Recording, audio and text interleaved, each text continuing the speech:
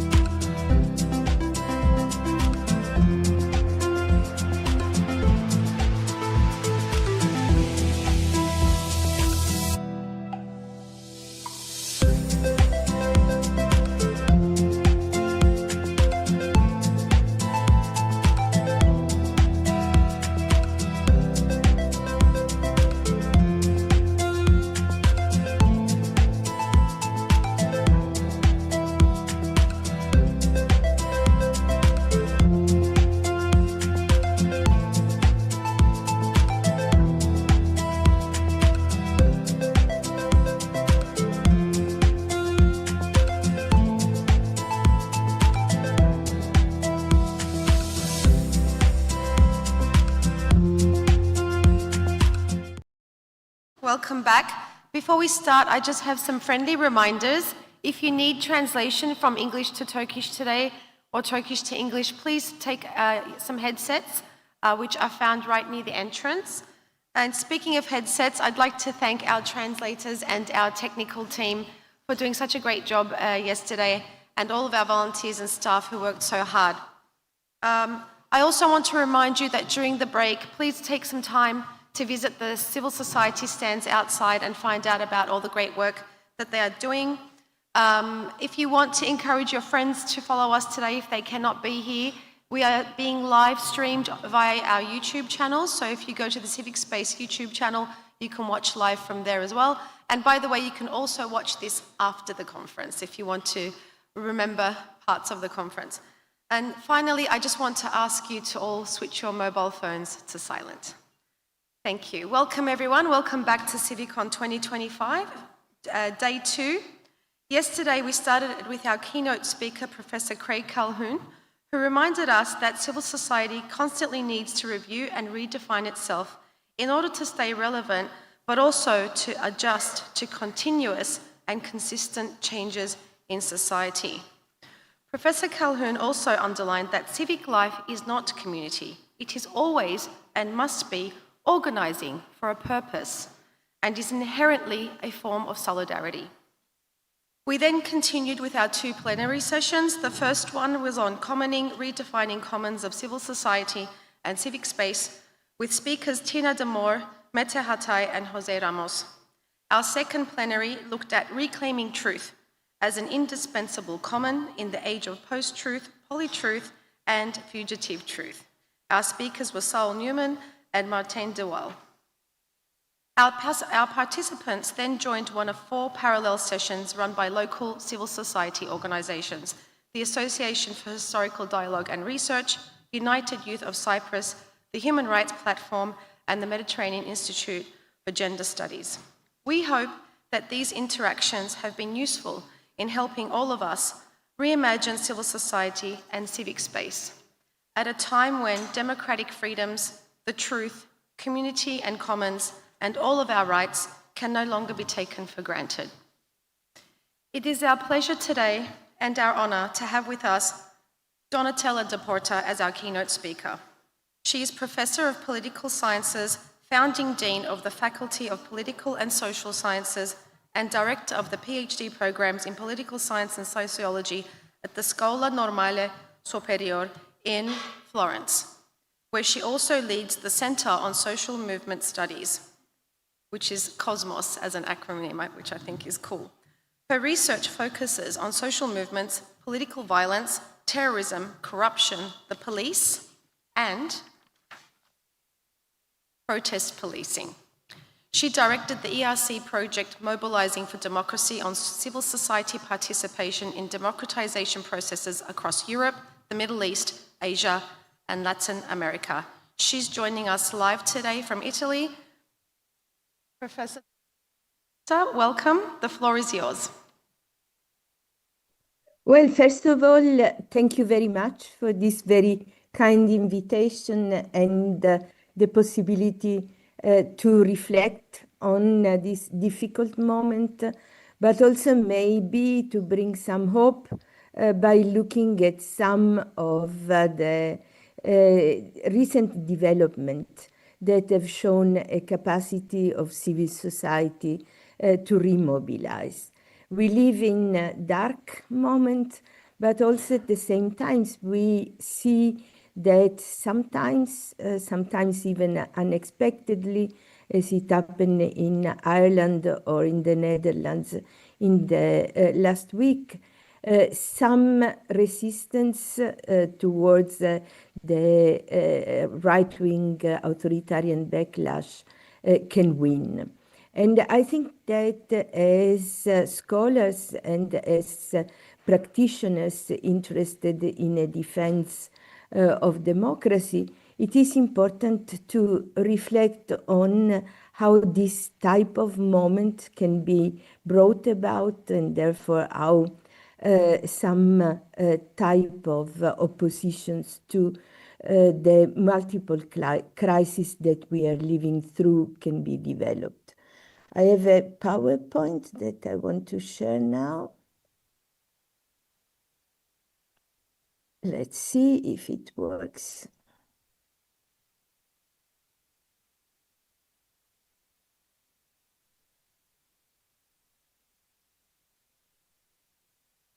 Yes. Okay, can you see it?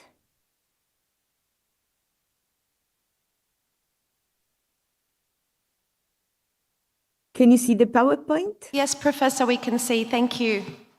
Perfect. Perfect. Thank you very much. So, solidarity in the crisis. We live in a moment in which several different types of crises are converging. We have a generation, so-called Generation Z, that is mobilizing all over the world, having grown up through the health crisis, through the climate change crisis, through times in which militarization is again taking central power, in times that have been defined also times of genocide. And now a main issue is how to build solidarities within these hard times that sometimes are supposed to produce reactions in terms of individualism or in terms of the dominance of scapegoating, and as you have discussed yesterday also of the development of fake news, conspiracy theories, and so on. One of the issues that you have discussed yesterday is the commons. And commons have been also a central topic for social movement studies, in which reflections has gone towards how commons can be constructed, commons that are at the same time defining central goods and values to be defended, but also a form of participations by the people. And we have seen that this type of social practices and which are oriented to reclaim this common good have been developed both through interventions on the side of the productions and reproductions of societies, and on the sides of the type of consumptions. This is part of the civic society, and this is, together with advocacy, one of the main forms of mobilizations. What we have seen in the crisis is that the civil society has been also pushed towards building alliances, often with social movements that are resisting all the crises which I mentioned, that have mobilized in solidarity already at the time of the big austerity crisis in more than 10 years ago. And they've been able to construct some type of resistance that I want to address today. So they have built networks that are not only networks of good meaning individuals and organizations helping those in needs, but are often networks in which the affected people have mobilized for their rights. So solidarity has gone beyond advocacy into a mobilizations of those who are most hit by the different type of crisis which I mentioned. And these are definable in different ways in an intersectional type of definitions. They are the young people who emerge as one of the age cohort that has been most hit by crisis in the very moment of their socializations. It is also a moment in which, faced to also criminalizations of civic society, in particular the civic society working on helping migrants, working on a different type of issues from gender to the environment. Many NGOs have joined social movement, grassroots social movements. We have seen this in our research, for instance, in the moment of the big health crisis of the pandemic, when voluntary actions in support of those most in need has been carried out by civil society organizations, but also by very grassroots social movements, which have been built with the purpose of extending solidarities, but also to politicize the commons. And this is an element which I think is important to reflect upon, because in times of backlash, civil society is called also to single out which are the main responsibilities for the backlash at the political level, but also at the social and the economic level. And Sorry, Professor, to interrupt you, but we just want to ask if you could close that small box in the right-hand corner of your presentation. Is it possible to close that? Yes, but now it stopped them. Just a second. It's okay if you can't. Yes, I'll open it again.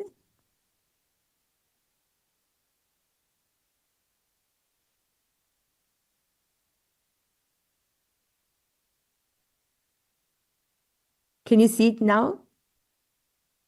Not yet. Yes, we can see.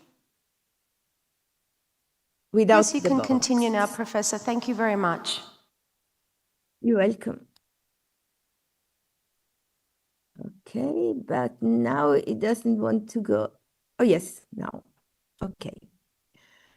So I want to address the reflections on this type of development that I've seen through the analysis of mobilizations during the austerity crisis, during the pandemic crisis, and nowadays in resistance to the international tragedy such as the genocide in Gaza. And what I want to point at is that this type of moments are moments in which normal rules tend to weaken their capacity to control events. And it is a time in which agency can be most relevant, a time in which critical junctures develop in sociological terms. Critical junctures are moments in which normal routines do not work. The existing structures are weakened. They are what Gramsci defined times of monsters, in which backlash can happen, but also there is space for actions. So these are moments like the crisis which challenges the assumptions of predictability, of stability, of structurations around which much theorizations, but also actions has developed. But they are also moments in which this weakening of the capacity of structures to constrain actions can create space for innovations. So high uncertainty can also provide opportunities for actions, opportunities for people who are hit by the several crises to resist and mobilize. And these are moments, I think, in which civil society has to reflect on these combinations of openings for agencies and extreme dangerous moment for humanities. I want to reflect on the what to do in this moment by looking at specific events that have developed in the last few weeks in the Italian context, in which there has been an intensification of a specific movement of solidarity, the movement of solidarity with Palestinians. And I want to do this because it has been a moment in which several constraints on the expressions of solidarities have been resisted through the mobilizations of what both social movements and observers have called momentous situations. Situations in which people are empowered, people are mobilized, and the more silent type of dissatisfactions with the socio-economic type of discriminations, but also with the lack of freedom, is actively opposed in the street. In Italy, maybe you have looked at that in the newspapers. On the 30th of August, a moment of holidays and still long summer, the dockers, the workers of the harbor of Genova, were organizing support for the global Sumud flotilla, which was supposed to bring to Gaza help. So it was a humanitarian event that was supported by movements that had developed in the last 2 years against what was considered as a crime against humanity. The dockers have been at the core of the mobilizations against war, also in the past, in Italy, but also in Greece, in Spain, in France, in other countries, in Cyprus as well. Often the workers in these sectors have considered their duty to resist the use of their work to bring arms to wars. The dockers in Genova had started to mobilize already 5 years ago in reflecting on a long traditions of harbor workers to refuse to send arms to places of war. The mobilizations on the global Sumud flotilla had mobilized a broad coalition. This is something that I want to point at as extremely important to resist the backlash. In Genova, to support the workers' blockade of arms, but also to support the sending of humanitarian help and solidarity, broad coalitions developed, including religious groups and left-wing groups, including trade unions and student groups, feminist groups, environmental groups. The mayor and the archbishop were supporting the events. So one of the lessons from the mobilizations was the ability to create around a very concrete type of moment, around concrete examples of solidarities towards the commons understood as common humanity, broad coalitions of various progressive groups. What happened in Genova and was unexpected was that 50,000 Genovese in cities of 500,000 went both to help bringing their own goods on the boat and to support and wish good wind to the ship on the day in which it had to sail away. There were people of all types, young, very much present, but also older people, workers, intellectuals, and they tended to develop identifications in which a pride was built around what they were doing, but also around their own cities. Genova, who had been a golden medal for resisting to the Nazi occupations, and in general the resistance of the harbor, the capacity of expressing the capacity of the city to mobilize in an international context. This, of course, happened surprisingly. Nobody had expected 50,000 people in Genova, but it has been supported by several connecting, what I call connective actions. Solidarity is often developed around an identifications of the people with people similar to them in that are suffering in a particular way.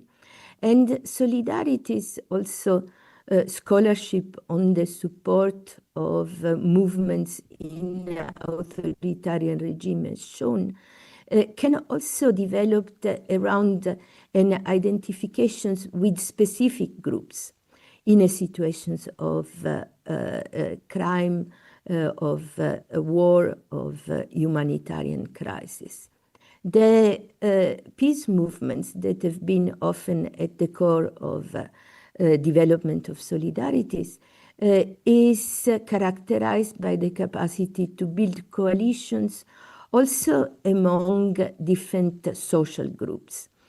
I put these pictures because I wanted to show that the event in solidarity with Gaza were built during the years through the development of specific groups, like the students who, through acampadas, expressed their concern for what they called a scholasticide, the destroyal of the universities and schools in Gaza, by the health workers. And this, I think, is an important element because health workers are at the center of the expressions of solidarities. Since the austerity crisis, when they fought against cut on public health, but also during the health crisis, when health workers were the heroes of the fight against COVID.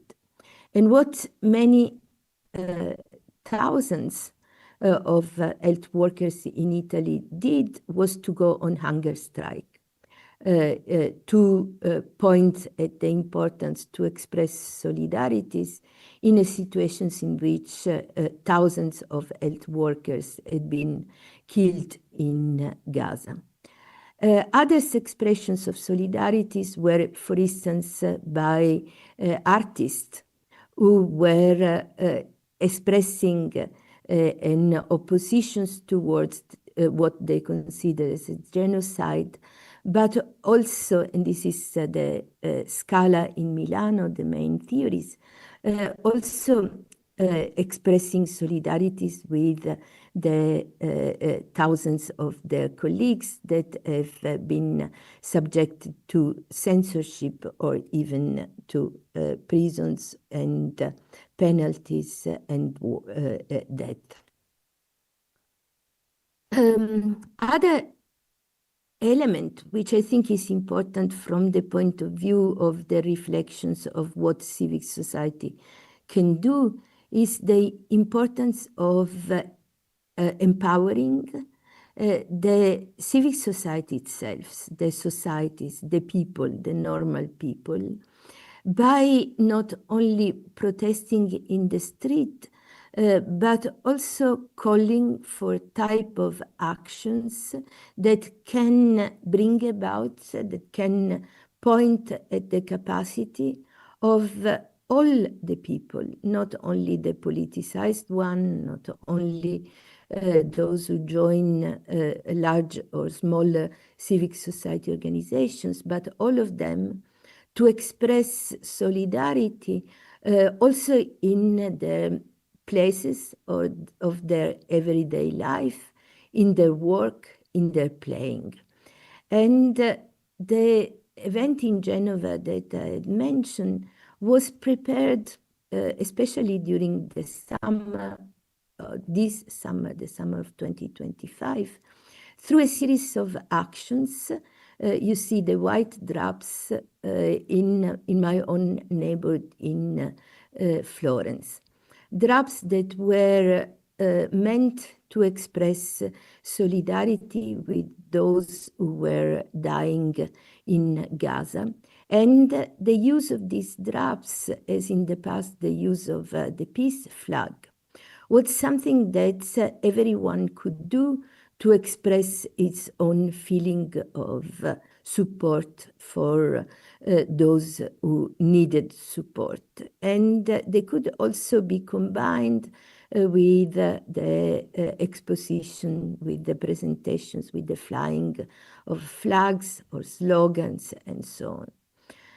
The type of boycott of sport events in which Israeli teams were participating was also a way to expand the reflections on the need and the possibility to support the struggle for solidarities to sporting activities, to young people who were supporting their teams, but also conceiving sport as something that was not just competition, but was also a respect for fair play. So you don't play with the genocide was the slogan under which any type of events in Italy, but also in Spain, for instance, at the Vuelta, was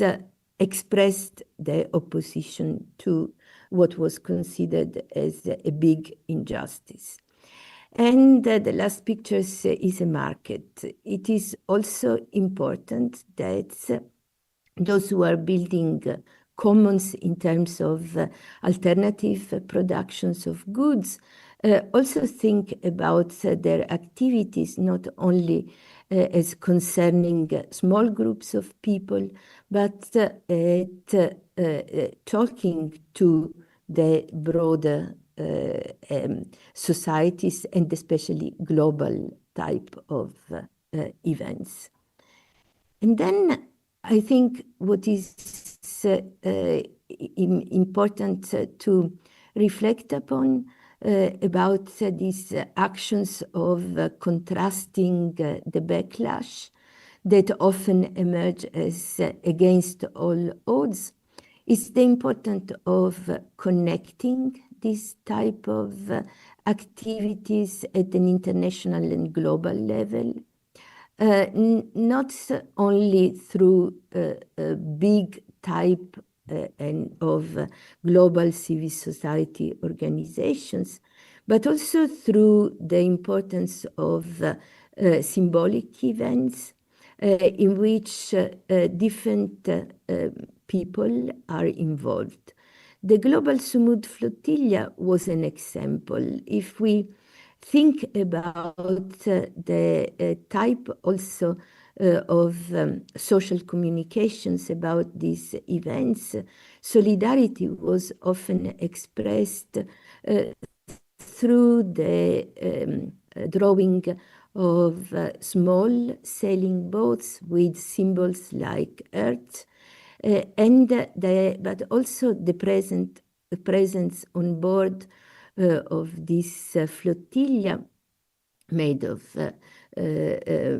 many boats of testimonies from the civic society. It was a global crew in which a representative of all the struggles that I mentioned in the beginning against the multiple crises were present. From Greta Thunberg, who has always supported the movement against climate change, to the nephew of Nelson Mandela, who is a symbol of struggles against racism. So the participants were themselves connecting different type of worlds in global actions. They represented artists that were especially rooted in their own countries, but also known at the international level, but also representative of political parties. In Italy, 4 members of parliament of the main progressive, 3 main progressive parties in Italy were on board of the flotilla. And this meant also that at the local level, politicians, religious groups participated in supporting the idea that people cannot be starved to death during a war. And but what was important was also a broad involvement in the preparations of the flotilla. The flotilla was bringing on board the small packs, the small gift that the citizens of Genova and of all other cities in the world had brought to the boat.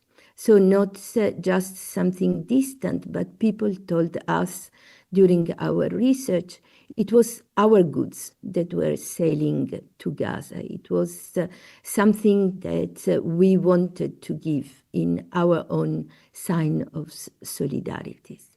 And then what was important was also the fact that together with the people who were on the boats, mobilizations developed around what was called the ground crew. So the people who remain outside of the boats, that remain in the different countries, but which kept their eyes on what was happening, and that mobilized when the boats were illegally stopped in international waters. The fact that the small sailing boats were passing through different harbors also helped the spreading of expressions of solidarities from the north to the south of Italy. And this also explains why in solidarity, general strikes can develop. In Italy, there were 3 general strikes in which about 2 million people participate. And in each big cities, but also each small cities, the protest was not only withdrawing work, but it was also showing their own type of presence. I'm reaching the conclusions, saying also what happens during this moment was civic society thinking about what should we do concretely? How do we block the machine of war? And so blocking of harbors, but also blocking of highways, blocking of the goods that were fueling the type of war that we saw in Gaza, but also genocides in other contexts, have been very important in this moment. So it is advocacy, it is building help, but it is also constructing and reflecting about civic disobedience as an instrument. And this brought about the development of a type of concern that was not just a commiseration or charity towards people away, but it was the perceptions that we as the humanities were involved in what was happening. These protesters show a poster saying we wanted to free Palestine, but Palestine has instead been freeing us. And I conclude with these reflections more at the theoretical level. Living in time of crisis means also to live in times intensifications, in moments that are perceived as not normal, but rather historical moments, for good or bad, moments in which the normal routine no longer work. And it is in this moment that relational, cognitive, and affective mechanisms can be developed by civic society, social movement, progressive parties, in order to pursue two types of functions. On the one hand, there is a need to what I called fluidizations of structures. So being able to create moment of ruptures, moment in which old type of structures are weakened by the actions of the people, in which in a situations of uncertainty, the search for clue in an abnormal time are accompanied by reflections on who is responsible for situations of crisis. And through a sort of participatory also reflections with the participations of the different group in note. And fluidifications of structures is also a moment in which, from the affective point of view, the emergence of surprise is accompanied, on the other hand, by all those mechanisms that can densify relations, that can produce coalitions. And here, empowerment is an important affective mechanism that I tried to describe before. At the cognitive level, the expansions of the idea of possibilities.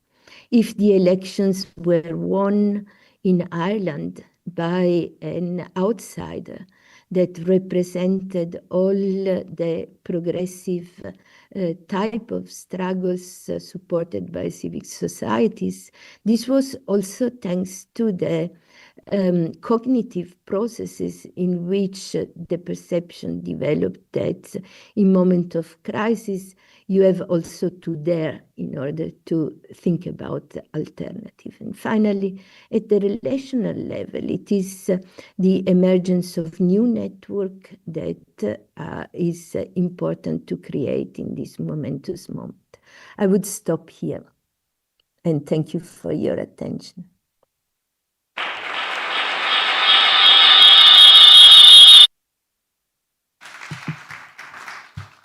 Thank you. Thank you so much, Professor Donatella De Porta. We're very happy to have you here today, and we really thank you for your wonderful presentation.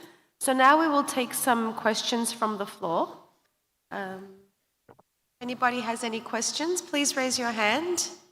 Yes, we have one at the back. We have a microphone.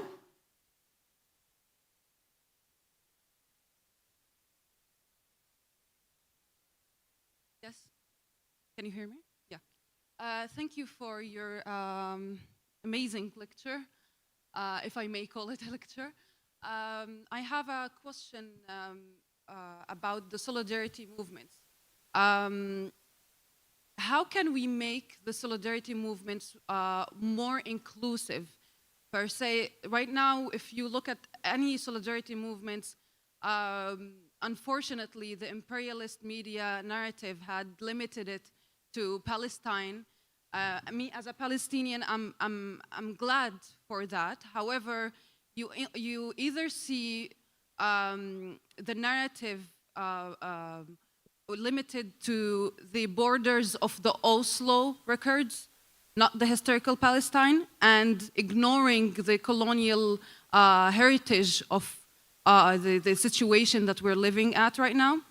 And also, how can we make it inclusive more for other countries who are suffering, but somehow the imperialist media narrative is ignoring it, like in Sudan, in Congo, the forced labor that is being forced on pregnant women, poor people, underwaged.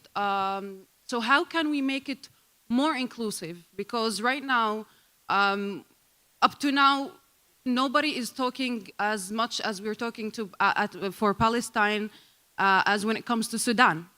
Actually, just recently, maybe a week ago, the media started talking about it, and I noticed maybe it has something to do with profit, because right now there is quote, quote, ceasefire, even though that there is still bombing. However, right now there is no context to talk about in the media. So right now they started talking about Sudan. So how can we adjust the solidarity movement to make it more conclusive? Thank you so much.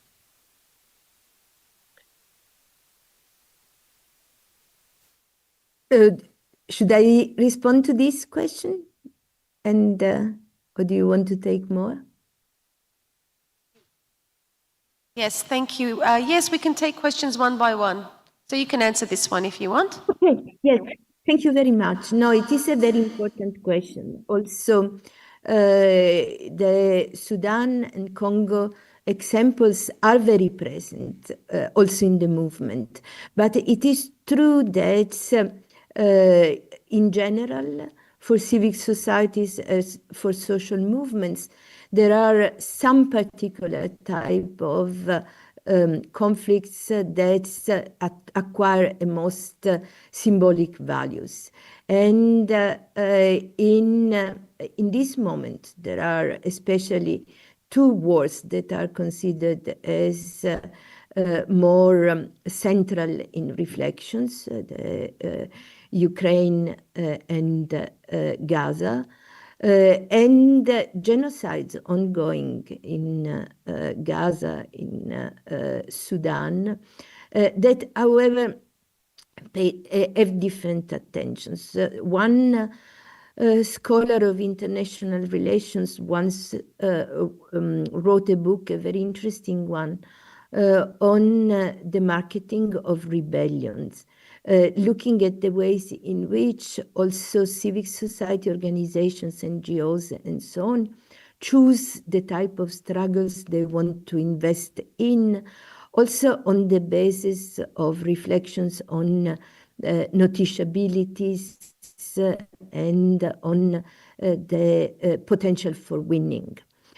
I don't think that the struggles around Palestine is developed because of its capacity to create news.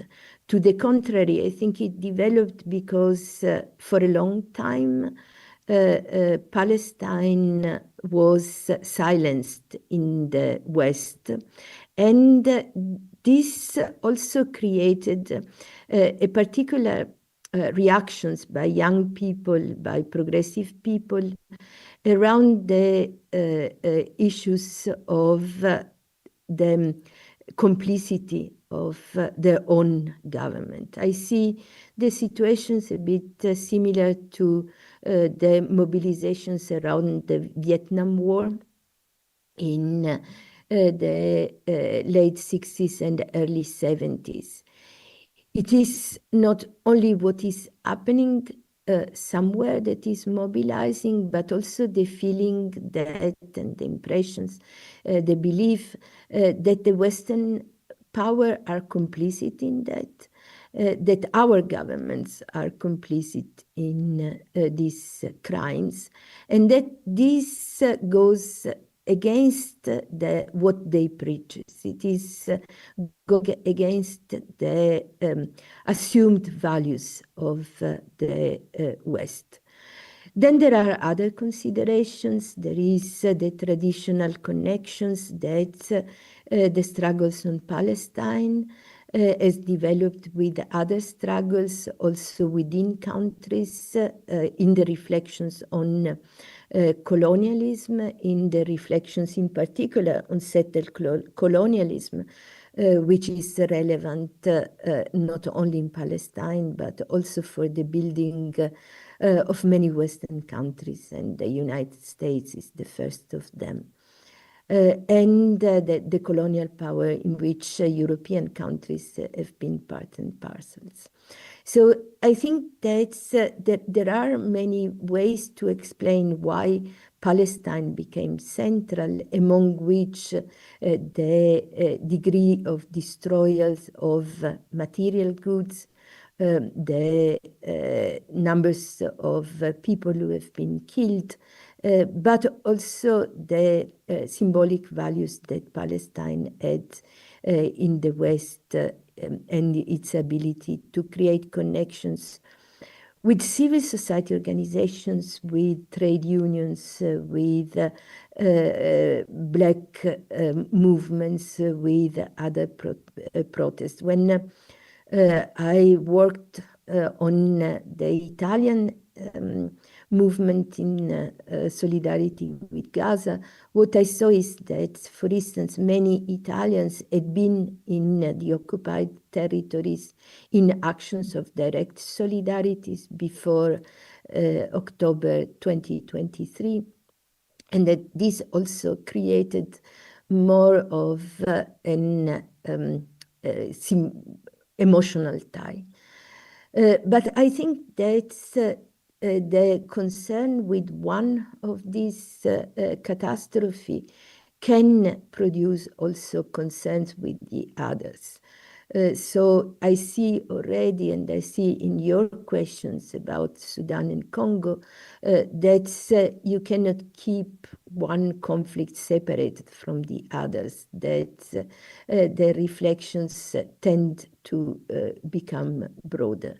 And what I think could be important is also to learn from the ways in which the movements in solidarities are also able to break the mass mediatic silence through the use of different type of media. So yesterday you talked about conspiracy theories, and then social media are also fueling conspiracy theories, but social movements social media have been also important in spreading knowledge. And I think that this creation of alternative knowledge that civil society can, and has always been very good at, can also help to create solidarity. Civil society organizations like Amnesty International, but also organizations devoted to help for children, like Save the Children, Oxfam, and Doctors Without Borders, have all been important in creating alternative knowledge about what was going on in Gaza. And they can do and are doing the same type of work also in other contexts.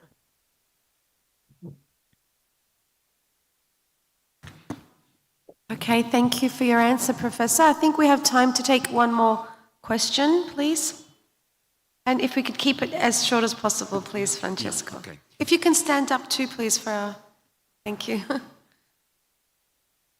Donatella, you point out the importance of solidarity in the civil society movement, but in particular respect to the flotilla.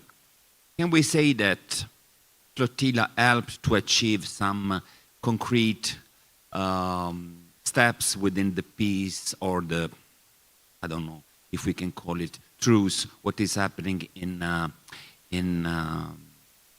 Palestine. Because in Italy and also in Europe, we have seen that the general narrative presented the flotilla as a nice example of solidarity, but a weak example of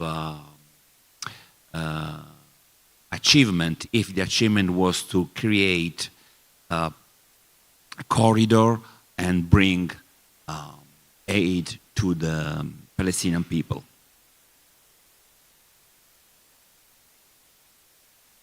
Yes, I think it is, in general, a characteristic of social movements that their type of effects are more indirect and more visible in a longer term.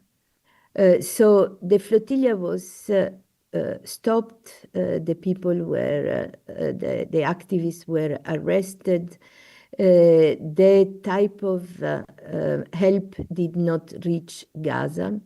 But I think that it had a very important catalyzing capacity of showing support for a cause and showing the people in Italy, in Spain, in Greece, in Cyprus, that it is possible and it is necessary to mobilize in such moment in order to put pressure also on their governments. So Meloni, the Prime Minister, Italian Prime Minister from a far-right party, stated, complained, I would say, that those on the flotilla were targeting government.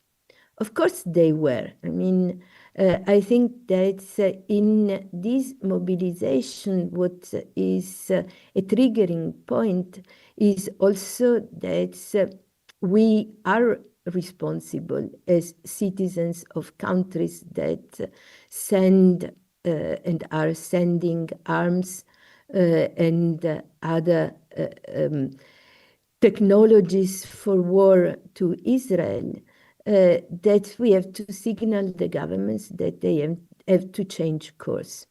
And I think that this had already some direct type of effects in terms of, for instance, convincing main trade unions like the CGL to organize a general strike that was called on the basis of the rights of trade unions to mobilize against the attack on the constitutional values. So this was also important. It was not the general strikes for only specific reactions to the stopping of the global Sumud flotilla. It was something that was framed and people took as their own responsibility to defend the values of the constitutions. It's the fact that members of parliaments of different parties were on the flotilla, not only Italian members of parliament, but also French ones and other ones, also spread a debate among political parties that had not been, since the very beginning, investing in solidarities. They in the beginning were afraid of accusations that weaponize the accusations of anti-Semitism against them. They were quite shy to mobilize. The members of the Italian Democratic Party were with the flotilla, when they arrived in Italy, were welcomed by the Secretary General of the party. So this was important as a symbolic statement. These parties started to talk about the genocide and our responsibilities. The issues of Palestine has been connected with issues of exploitations of workers, rights of migrant workers, rights of students to talk about politics at universities. The very concern by people in different professions, from dockers to university professors, about what is the ethical content of our work. So work is not only something that you sell, and you are not just exploited economically, but also this is particularly important for us at the universities. Our work should be oriented towards the commons, or should we just do whatever also in support of wars and injustice? And I think that this type of concerns have spread, and so in the long term, the global Sumud flotilla has catalyzed a moment which is extremely important for the new generations, this Generation Z, that was socialized along all the crises.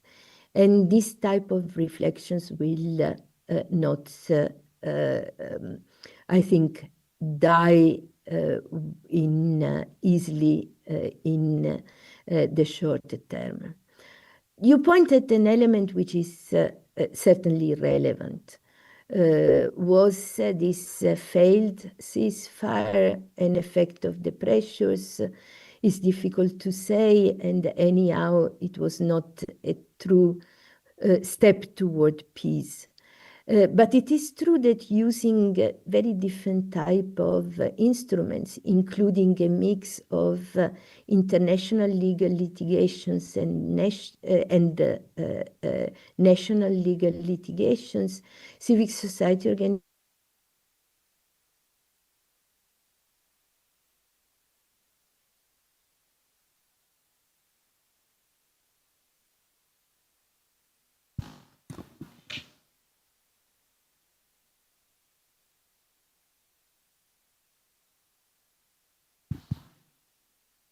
I think we have a bit of a freezing issue with the professor, so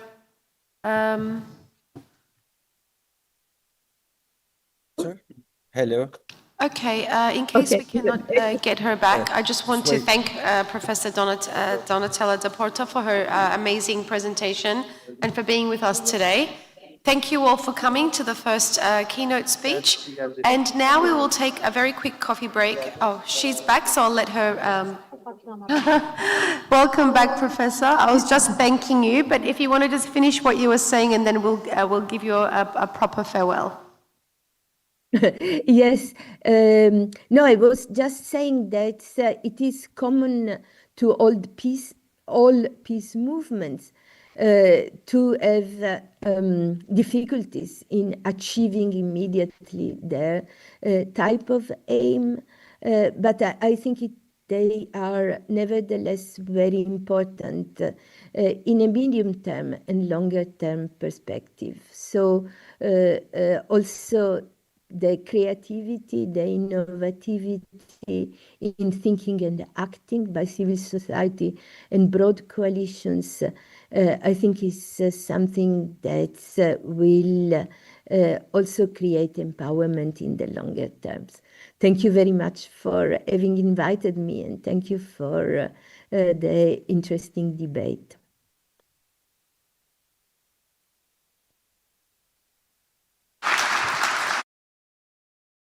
Yeah. And hopefully you can join us next time in Cyprus. Thank you, Professor. We're running a little bit short of time, but we will take a quick 15-minute coffee break now. If you could please be back here at 10:55 or between 10:55 and 11 so we can start. Thank you very much. And don't forget to visit the CSO stands outside during your coffee break. See you in 15 minutes. Thank you. Dear Professor, can you hear me? Thank you very much for support. It was a great speech. Thank you so much. Thank you very much.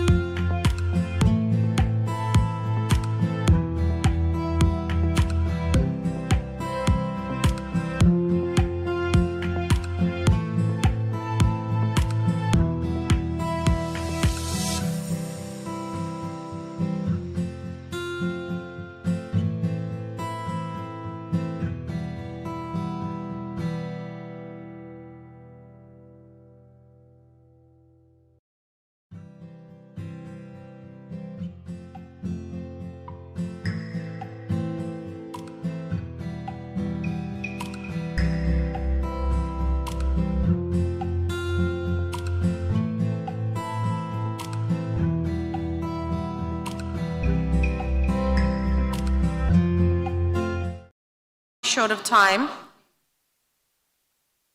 So today's plenary, this is the third plenary of the conference and the last one actually, so it's great to have you all here for the third and final plenary of CiviCon, and the title is Democratic Backsliding, Illiberal Movements and Resistance Alternatives. Today we have two very special speakers, Cristina Fominaya, PhD of University of California, Berkeley. She's an internationally recognized expert in European and global social movements and politics, and Professor of Global Studies at Aarhus University in Denmark. She's Editor-in-Chief of Social Movement Studies Journal and co-founder of Interface.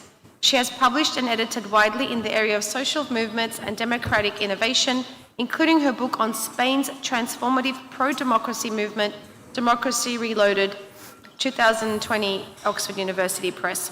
She speaks regularly to audiences around the world on social movements, human rights, and democracy. Our next speaker is Nayia Kamenou, who is an assistant professor in the Department of Social and Political Sciences at the University of Cyprus. She completed a joint Bachelor of Arts in Honours in Political Science at the City University of New York and a Master of Science in Human Rights at the London School of Economics and Political Science. She's a PhD in European Studies at King's College London. Prior to joining the University of Cyprus as a lecturer, she worked as a senior lecturer at the deputy director of the Media Discourse Centre at De Montfort University, Leicester. In 2021, Dr. Kamenou received the International Political Science Association Wilmer Rule Award for the best research on gender and politics. We're very lucky to have them both here today. And our moderator for the day is Erman Dolmacı. Over to you, Erman. Thank you very much. Thank you. Hello, everyone. First of all, welcome to the third plenary session of the CiviCon conference. I hope you are enjoying the second day after a very inspiring speech by Professor Donatella. I would like to share that I have this great pleasure to moderate this session with two distinguished academicians, Professor Cristina Fominaya and Dr. Nayia Kamenou. In this session, we will be focusing on the CiviCon's third thematic focus area, which is democratic backsliding, anti-freedom movements, and alternative forms of resistance. In this session, we will be asking the questions, how can civil society resist illiberal and anti-rights mobilization that distort democratic tools? And also, what new strategies can develop to defend pluralism, rights, and freedom? You can further read about the questions and the thematic focus description on the page 11 of the conference booklet as well. And before taking up too much time of our speakers, I would like to briefly introduce Professor Cristina's presentation. So she will be presenting Caring Democracy, the Commons, and Polarization in the Context of Democratic Backsliding and the Rise of Authoritarianism. Professor Fominaya will propose a rethinking of polarization in the context of democratic backsliding and the rise of authoritarianism, and call for substantive, overall procedural understanding of democracy based on commons thinking and caring democracy. The floor is yours.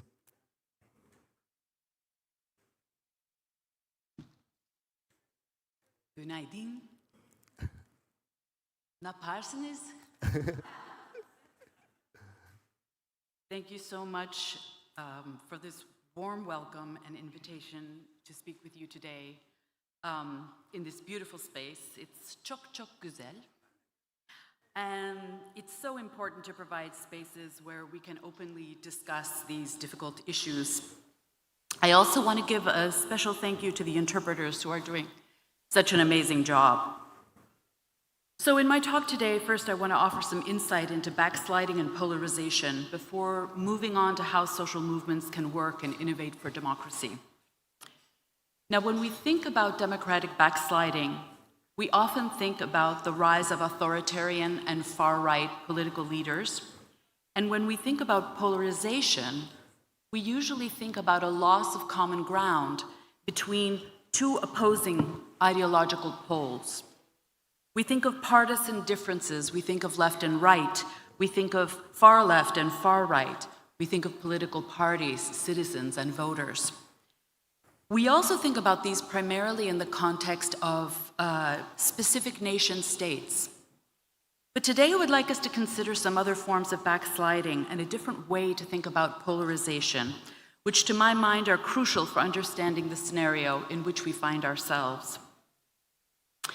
Indeed, there is a gulf between ideological options and orientations, which is currently becoming more clearly than ever, a gulf between those that defend democratic values, principles, mechanisms, and institutions, and those that do not, even as they say they do. But I would argue that polarization doesn't just come down to fundamental partisan or ideological differences, and that another axis of polarization is taking place between political leaders and aligned establishment institutions on the one hand, and a large part of public opinion and grassroots progressive mobilization on the other, around key issues and crises. With regard to backsliding, while of course democratic backsliding is more striking and severe in some cases where, for example, outright neo-fascists or authoritarians are leading governments, the issue of backsliding is not limited to right-wing or far-right-wing actors. To paraphrase Waldner and Lust, democratic backsliding is a process of restricting participation without explicitly abolishing elections, and of loosening the constraints of accountability by eroding norms of answerability and punishment, where answerability means the requirement of officials to publicize and justify their actions, and punishment refers to the capacity of either citizens or governing agencies to impose negative consequences for undesirable actions or violations. Put another way, for my purposes here, it means restricting participation by restricting the right to freedom of assembly, association, and expression, and actively eroding the legitimacy and viability of the rule of law and democratic institutions, in part by neglecting to sanction or punish violations of norms and laws. Bearing this in mind, Western leaders of democracies of all political stripes have demonstrated over the past 2 years that they share a clear responsibility for democratic backsliding, notably in the context of the Israel-Palestine crisis. And in this context, they have done this in several ways, which I'll tell you now. They have failed to uphold their responsibilities under international law to act to prevent genocide as required to do so by the Genocide Convention. They have ignored or challenged global governance institutions such as the International Criminal Court, which they have an obligation to collaborate with under the Statute of Rome, or the United Nations International Court of Justice, or the ICJ. They have ignored or attempted to silence UN representatives and experts, such as Special Rapporteur Francesca Albanese, who has produced 2 comprehensive reports documenting the genocide in detail, or Michael Fakhri, Special Rapporteur for Food Security, who has documented the starvation campaign that Israel has carried out against the Palestinian people, a campaign that is long-standing but has become increasingly acute since October 2023, and which has left 2.2 million Palestinians with, quote, acute food insecurity, close quote. When Israel accused UNRWA, without presenting any evidence, of being an organization that supported terrorists, the US, the EU, Sweden, Germany, Switzerland, Canada, UK, Netherlands, Australia, Italy, New Zealand, Iceland, and Finland joined in a material and reputational attack on UNRWA and withheld their funding, a decision that the organization Jewish Voice for Peace called a heinous act of genocide, and critics called a form of collective punishment of desperate, destitute, and hungry Palestinians. The ICJ has determined Israel's allegations were unfounded and the blocking of aid illegal. In many cases, Western governments have been actively complicit in genocide, sending funding, arms, and staunchly defending Israel's right to defend itself, even when that defense entailed war crimes such as shooting children in the head, as reported by the BBC, or using internationally banned white phosphorus, according to Human Rights Watch and Amnesty International, among many other confirmed atrocities. In the United Kingdom, over 800 lawyers signed a letter advising Starmer's government that their complicity was illegal under international law.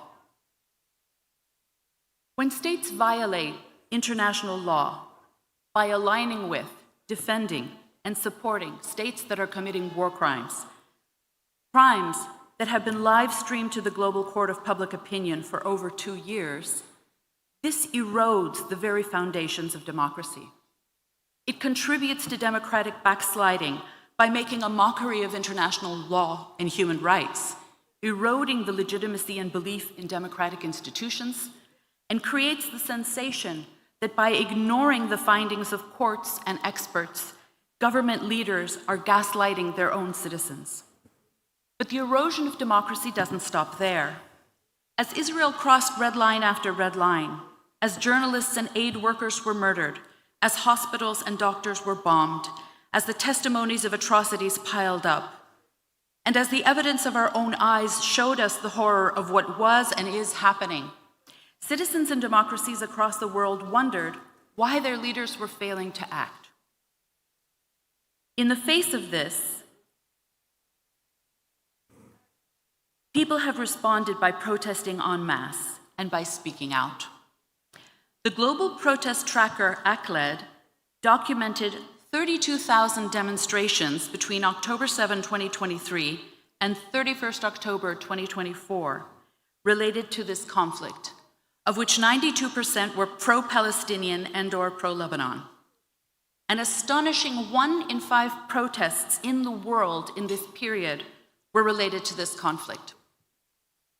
Students set up camps across universities. Academics, lawyers, and NGOs have spoken out, campaigned, and provide expert testimony and analysis.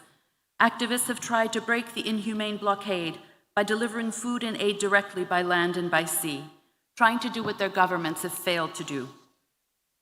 When citizens protested, instead of listening and supporting them, many Western leaders moved to criminalize peaceful protest and solidarity, further contributing to democratic backsliding by denying their own citizens their fundamental rights to freedom of assembly and freedom of expression. In Germany, for example, the European Legal Support Center has documented over 776 cases of repression against people expressing solidarity with Palestinians or protesting against the genocide in Palestine, covering a wide array of actions and targets, including raiding homes, banning events, arresting protesters, arresting journalists, and threatening the UN Special Rapporteur for the Occupied Palestinian Territories with documented cases of police brutality.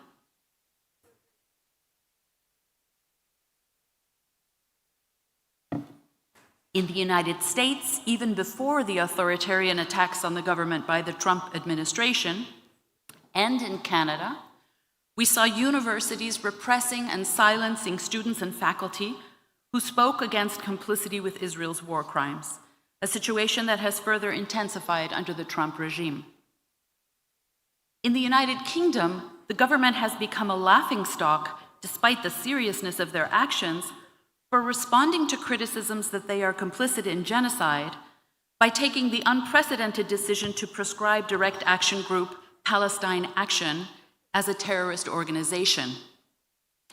This has led to widespread media coverage of British police arresting 80-year-old pacifists on suspicion of terror offenses for holding signs reading, "I am against genocide, I support Palestine Action."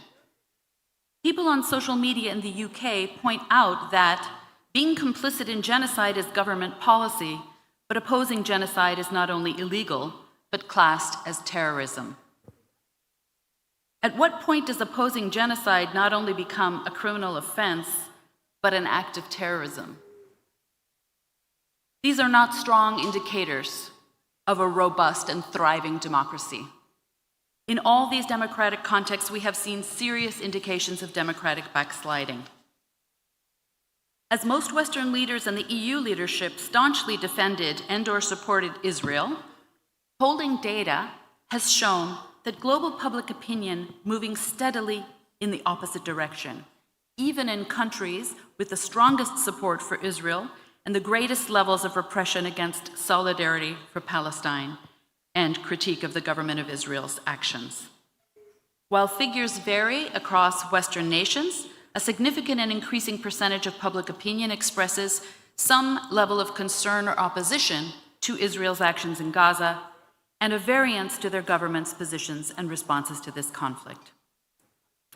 There are many more examples of backsliding I could offer, but this case highlights that there is a strong continuity across ideological lines, from conservatives to liberals to labor governments, contributing to democratic backsliding.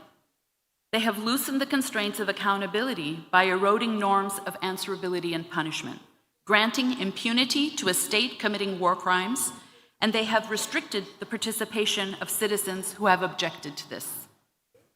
So to come back to the notion of polarization, we have on the one hand established political parties and the EU working to actively erode democracy on this issue, and on the other, a majority of citizens on and off the streets who oppose these attacks on democracy and the rule of law. On this issue, at least, there seems to be stronger polarization between citizens and their elected representatives than between ideological poles in the public sphere.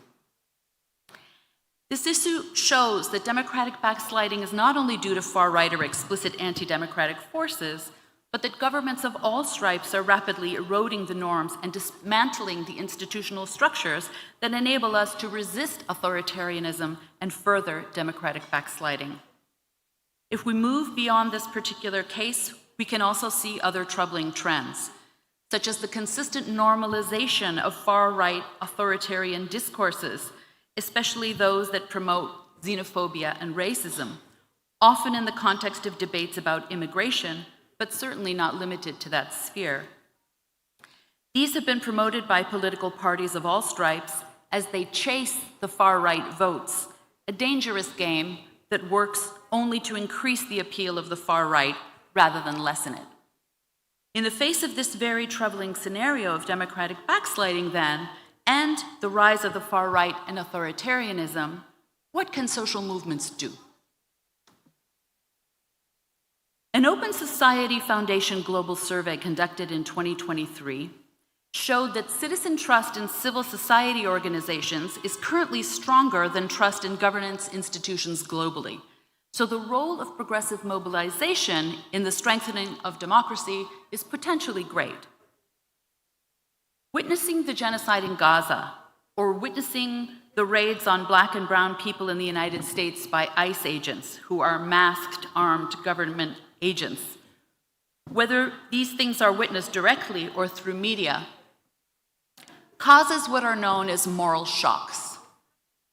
In contexts where dissent is silenced or punished, people who are opposed to what their governments are doing or to what their governments, employers, or communities are silencing can also feel isolated and alienated, leading to self-censorship, depression, and other forms of social malaise. So here, social movements can play an important role. Witnessing protests can play a role in overcoming the sense of alienation, isolation, and hopelessness that moral shocks can cause. When only exposed to hegemonic narratives that, for example, normalize and justify war crimes and violations of human rights, people tend to underestimate the perceptions of other people, thinking that they alone care about these issues. And this is what is known as a spiral of silence.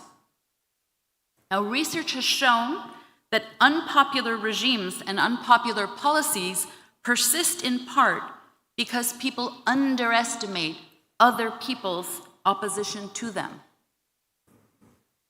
Exposure to protests, however, can change people's views about what other members of society think.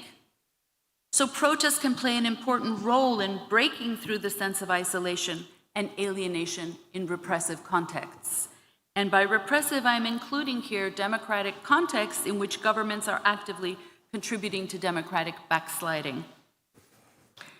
Because these protests can demonstrate that there is a wider community that shares democratic values, including solidarity, compassion, and commitments to universal rights, values and beliefs that might not be expressed within their families, within their friends, or institutional settings, in contexts where implicit or explicit pressures are silencing critical voices.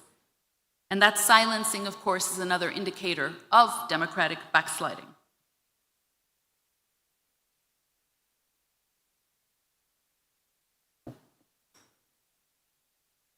Social movements can also break the power of hegemonic narratives that clearly defy the evidence of people's own eyes. Even when people don't necessarily feel that they're being gaslit, social movements can work to contest hegemonic narratives and propose alternatives. For example, in the context of the post-2008 financial crash and austerity politics, one of the narratives coming from political leaders was that the crash was caused by people living beyond their means, rather than by the lack of regulation and oversight of the financial sectors and complicity between political and economic elites. The post-crash fallout was presented as a crisis for which no one was to blame. It was an abstract outcome of obscure market forces. The social movements of the squares contested this narrative. They argued that what had happened was not a crisis. It was a swindle, whereby politicians used the crisis as a way to impose austerity policies and defraud the public to benefit private financial interests. But they didn't only contest this narrative. They offered an alternative vision of democracy that didn't just involve citizens acting like consumers of this or that political party every few years, but calling for a genuine rebooting of democracy. They called for placing the interests of the common good and a politics of life over the politics of capital. They developed powerful master frames that challenged status quo understandings of politics and democracy. Participating in movements also develops networks that can provide an infrastructure and a set of skills and shared experiences and forms of organizing that can later be mobilized in different contexts. For example, social movement networks can engage in democratic innovation and can pivot to mobilize their expertise, knowledge, and experience in new crisis scenarios. In the context of the COVID pandemic, for example, in Taiwan, the close partnership between the government, activists, and civil society resulted in a highly effective response to COVID and was the result of the innovations of decentralized civic hacker communities advocating for open source and open government. And they played a key role in Taiwan's Sunflower movement in 2014. So here we see the hacker ethics and practices that were developed in that earlier pro-democracy movement being mobilized to strengthen democracy in response to a new crisis situation, which was the pandemic. Pro-democracy movements can make deep and lasting contributions that work against democratic backsliding. One of the most worrying characteristics of contemporary far-right discourse is the exaltation of white male supremacy, which combines a hatred of women and black and brown people with utter disdain for and lack of compassion for the poor or anyone constructed as weak.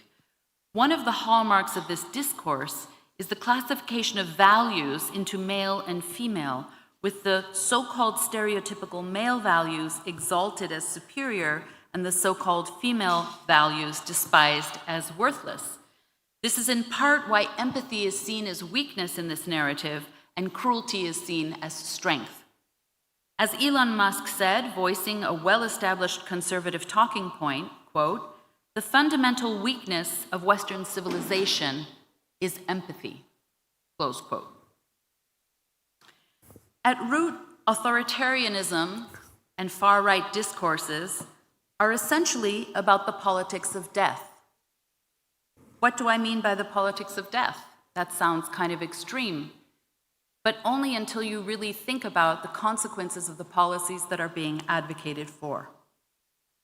I'm referring to policies that deny or restrict people and the planet the conditions necessary to sustain life, whether that means privatizing healthcare and condemning millions to succumb to disease in order to profit from sickness, denying the existence of climate change to justify continuing to accumulate profits from fossil fuels, denying a genocide unfolding in front of our eyes to justify making millions in arms sales and military technology, or denying the existence of gendered violence, which has reached the point where 1 in 3 women globally have experienced physical or sexual assault. It literally means, as Membe has written, determining who gets to live and who gets to die. And as Judith Butler has put it in her work on the frames of war, who has a grievable life and who doesn't? Who are we allowed to mourn and commemorate? Who gets to wage wars? Who gets to exercise violence with impunity? Who gets to live and who gets to die?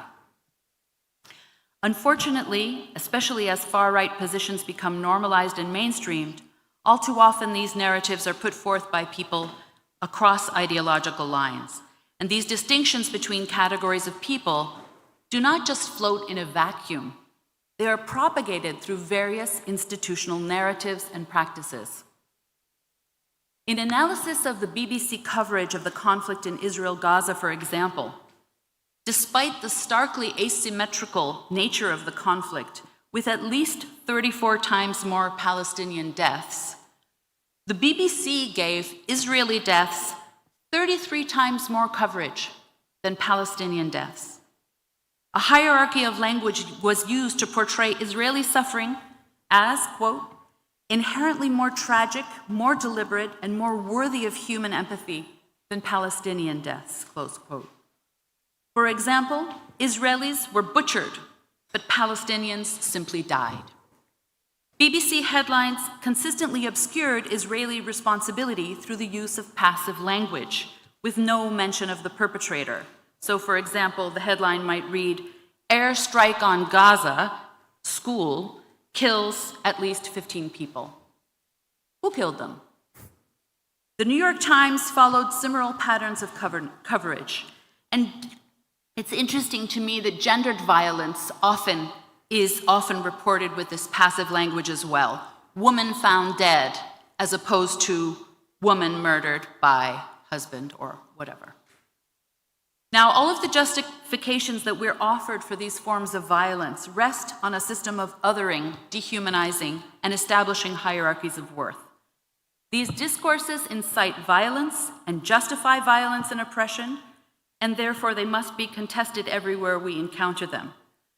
I think we really need to think deeply about what democracy means in substantive terms.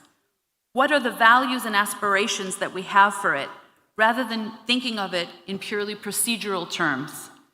Being able to vote is not enough, and these examples of democratic backsliding show this very clearly.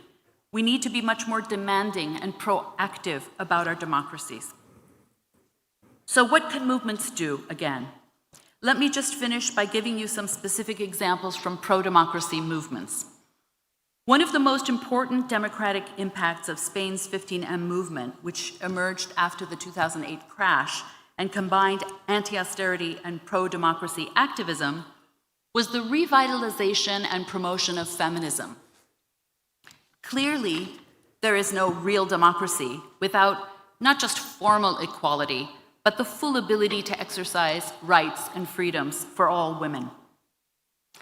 Feminism starts from an analysis of patriarchy, but then develops and extends to encompass larger critiques and reflections on interlocking forms of oppression that stem from the same patriarchal logics that structure society.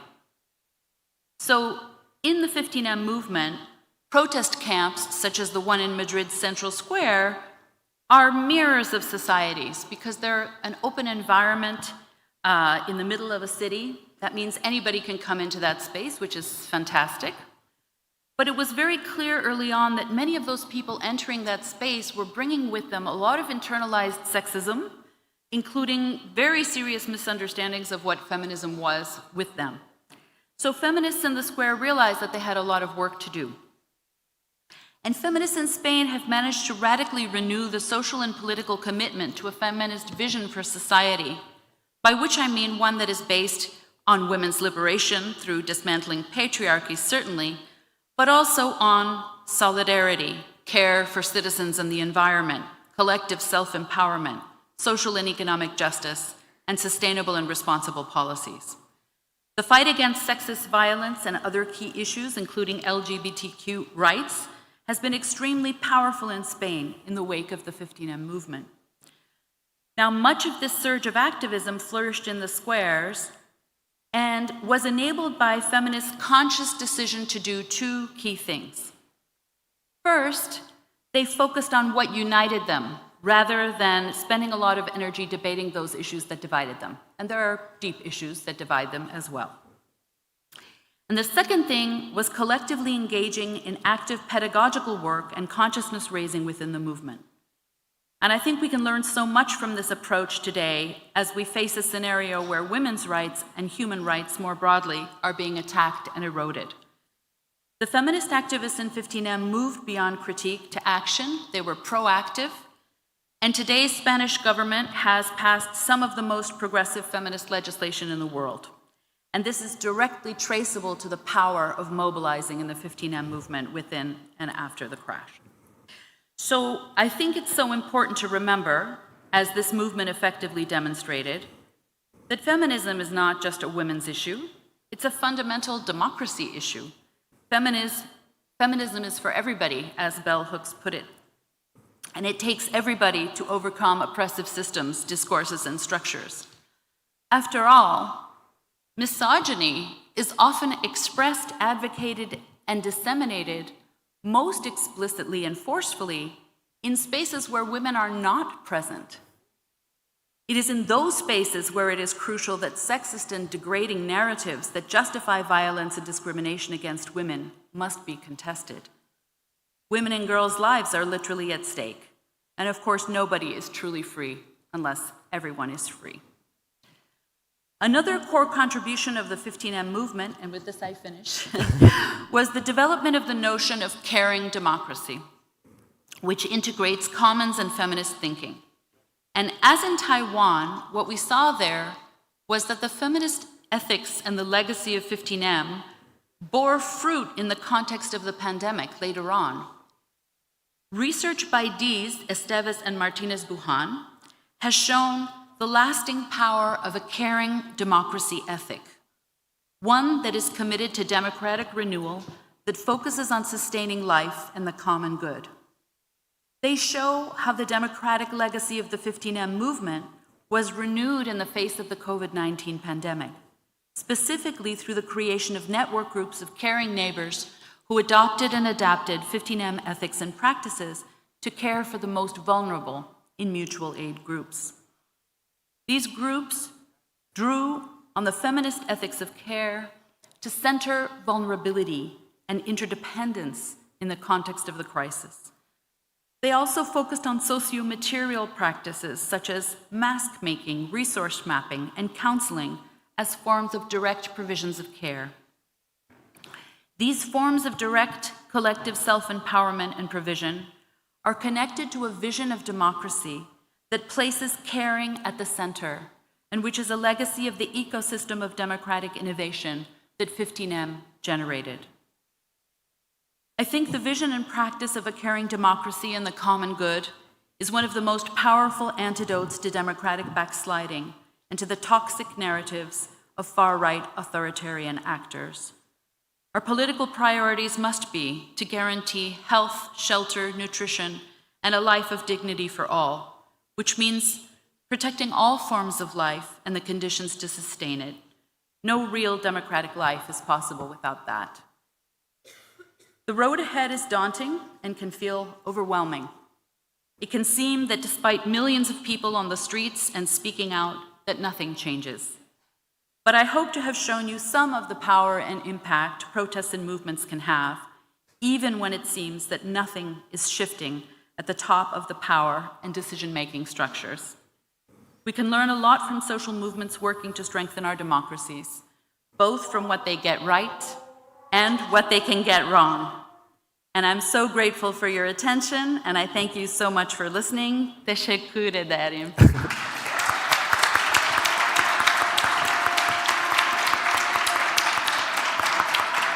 Thank you. And I'll hand over to the muezzin. Yeah, thank you. We can wait a little bit until it finishes.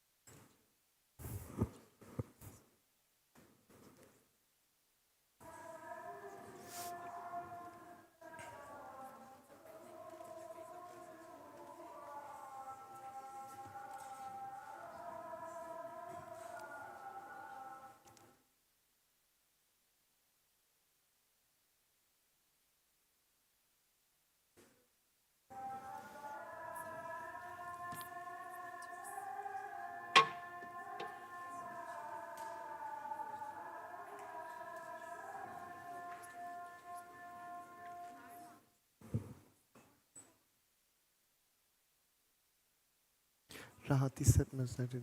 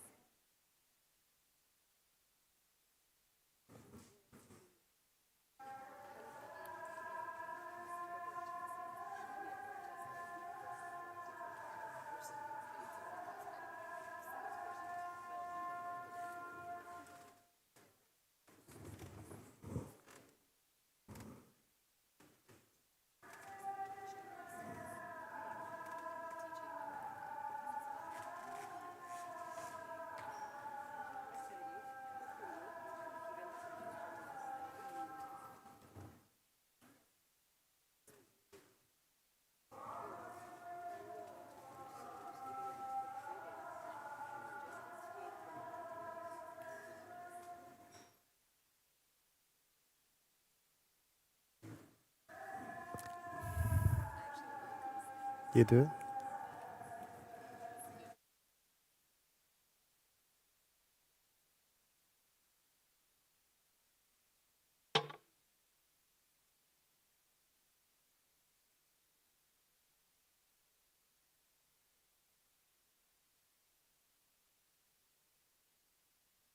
Is it finished? Yeah? Okay, we can resume. Yesterday we received feedback that it was not possible to listen the speakers when it was singing, so yeah, we had a short break. Once again, thank you, Professor Fominaya, for very insightful contribution. I really like the concepts of spiral of silence, the politics of that, and the use of the language, as well as the concrete examples of solidarity and care in democracy. Thank you, and now we will continue with Dr. Nayia Kamenou. So her presentation title is Anti-Gender Politics in Cyprus, Discourses, Actors and Resistances. Dr. Kamenou will analyze the formation and spread of anti-gender and anti-LGBTIQ+ politics in Cyprus and shared preliminary findings on emerging forms of resistance, as well as the role of both supporting and opposing actors in these processes. The floor is yours, Dr. Kamenou. Well, thank you for the opportunity to participate in this important and timely endeavor that brings together scholars, researchers, and activists. Like many of you, I trust, I believe that the aim of our teaching and research should be striving to bridge the gap between academia and communities whose voice and participation is vital to understandings of the phenomena we try to analyze and change through our scholarship, research, and teaching. When I reread the abstract that I gave you for my presentation, I realized that I have been overly ambitious about what I could do during the next 30 minutes or so. When I started writing this presentation, I realized that today I will raise more questions than answers, so please accept my apologies for this, and I hope you will allow me to contemplate with you questions that motivate my research on anti-gender politics in Cyprus. Before I embark with you on this journey, I think that some caveats are in order. First, what I will share with you today is based on preliminary and admittedly sketchy research conducted with the help of my amazing research assistants. As my funded project does not officially commence until December. Second, due to language and other restrictions, for the moment, I can only contemplate upon and talk about the situation in the south, although the plan is to study the situation in the north as well.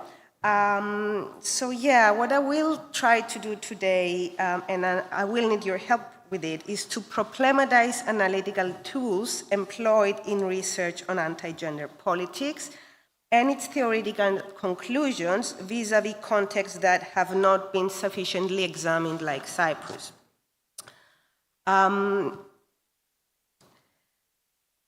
Before we do this, I think it's important to briefly discuss the extant research on anti-gender politics, and I will try to do that in the following steps. I will first focus on existing knowledge vis-à-vis transnational pro- and anti-gender politics. I will then discuss extant research findings about dangerous cooptations and misuses that was brought up by my colleague as well. Then I will highlight the importance of studying the national to understand the transnational and conclude by making a case about how research can be moved forward by examining the case of Cyprus. So the literature has convincingly made the argument that during the last decades, Europe has become a bastion of LGBTIQ+ rights, and that despite difficulties associated with particularities of national context, the Europeanization and transnationalization of LGBTIQ+ rights and advocacy have enabled LGBTIQ+ activism and the adoption of law and policy at the national level. However, others have pointed to the power asymmetries between European core and peripheries and have argued that in some contexts, the mainstreaming of transnational LGBTIQ+ campaigns has overshadowed pre-existing queer political possibilities and restricts future ones, thus contributing to forms of exclusion and relational privilege among members of the LGBTIQ+ community across and within national borders. However, as we've already heard today from my esteemed colleagues, activism and politics and the dynamics between national and transnational LGBTIQ+ politics are not static. Additionally, their development is not always or necessarily linear towards substantive equality for and horizontal equality among all sexuality and gender non-conforming people, as homonationalism, which extends beyond the state apparatus and manifests itself among LGBTIQ+ groups indicates. So, despite disagreements about its effects in national context, the transnationalization of LGBTIQ+ rights discourses has lessened discrimination against community members, particularly in Europe. However, as we all have noticed, attempts at gender and LGBTIQ plus equality are being met with fierce resistance under the pretext of freedom of expression and of fighting against the destruction of the national family and human civilization. That's not part of my paper, it just occurred to me and I want to share it with you just in case you haven't heard. Recently, two MPs in the South submitted a proposal to the Parliament which essentially states that trans women should not be protected under the Istanbul Convention. And I close the parenthesis and I move on with my text. As Paternotte and Kuhar explained, until the late 2010s, anti-gender mobilization in Europe had received limited attention, although it has been developing since the early 2010s. As they explain, this is partly the result of the predominance of a teleological account of gender and sexual politics in the region, namely by the assumption that gender and LGBTIQ plus equality is a progressive, unstoppable, and irreversible process. As they further explain, anti-gender opposition was assumed to be foreign to the European context, and when observed, it was associated with conservative understandings of religion in Catholic European countries like Italy, and with remnants of a problematic past in the case of Central and Eastern European countries. Interpreting these politics, anti-gender politics, as national phenomena bound by state boundaries and as attributable to specific national context particularities has been criticized by numerous students of anti-gender politics who have highlighted similarities between this type of politics and mobilization in different countries. They have demonstrated that anti-gender actors' ability to form transnational networks and disseminate their politics across borders is getting bigger and bigger through the strategic use of traditional and specifically online media. However, and I think this is important because this highlights, I'm not trying to make an argument about methodological nationalism here. What I'm trying to say, try to do is to highlight the centrality of the national and of the national that has been excluded from the production of knowledge in the Western canon. So my argument is that the ways in which anti-gender groups employ to transnationalize their politics, that they are not novel. They are based on the cooptation of the vocabulary, mobilization strategies, and other elements of movements that fight for inclusion and equality, including intersectional feminist and LGBTIQ+ movements.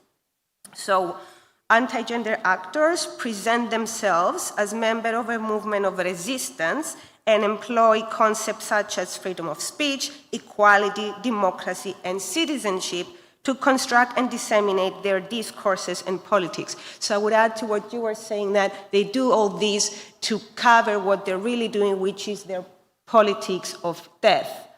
I don't know if you've noticed, but in the south, on the highway from Nicosia to Limassol, there were these huge billboards, right? And on them there was this man, a woman, and of course a baby. And underneath it would state, mother, father, normal things. It has been impossible to find out A, who's responsible for that, and B, which is probably more interesting, who paid for that. So yes, I do agree that democratic backsliding is something in which our elected representatives and state institutions are involved in.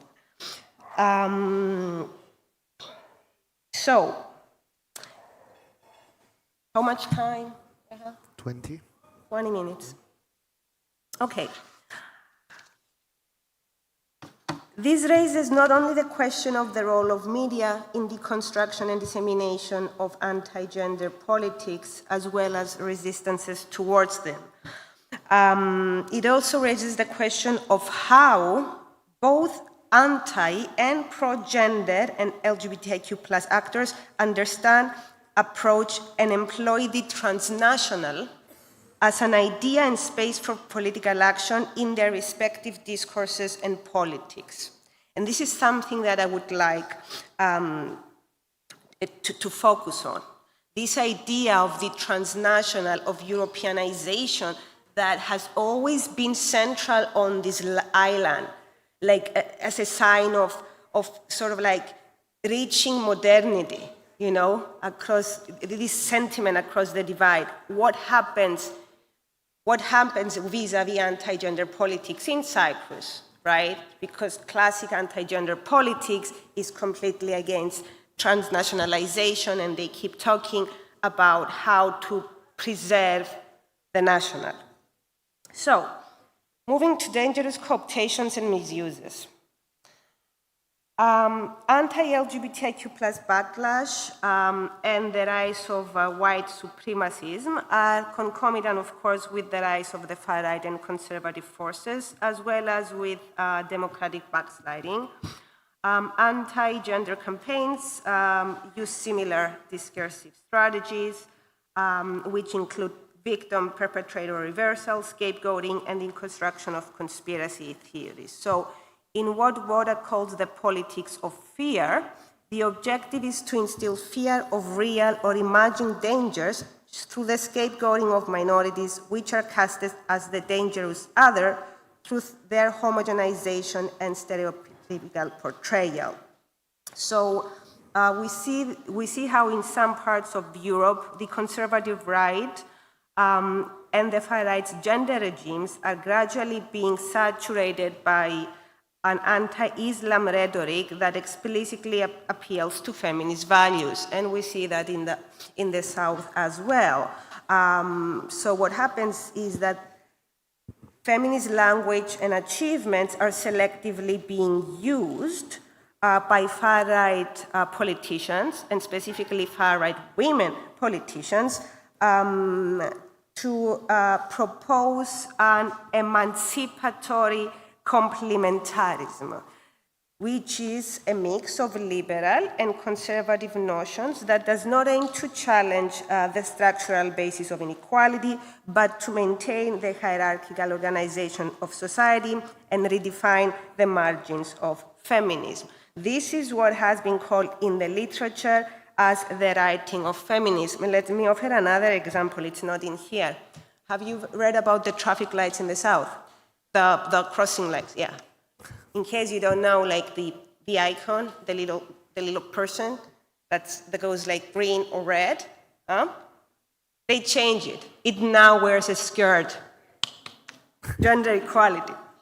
So, in sum, many scholars concur that neoliberalism and populism have given rise to anti-intersectional and exclusionary versions of feminism, namely neoliberal feminism and femonationalism that are often mutually reinforcing, converge, or work in tandem in attempts to undermine feminism through the use of references to gender and gender equality.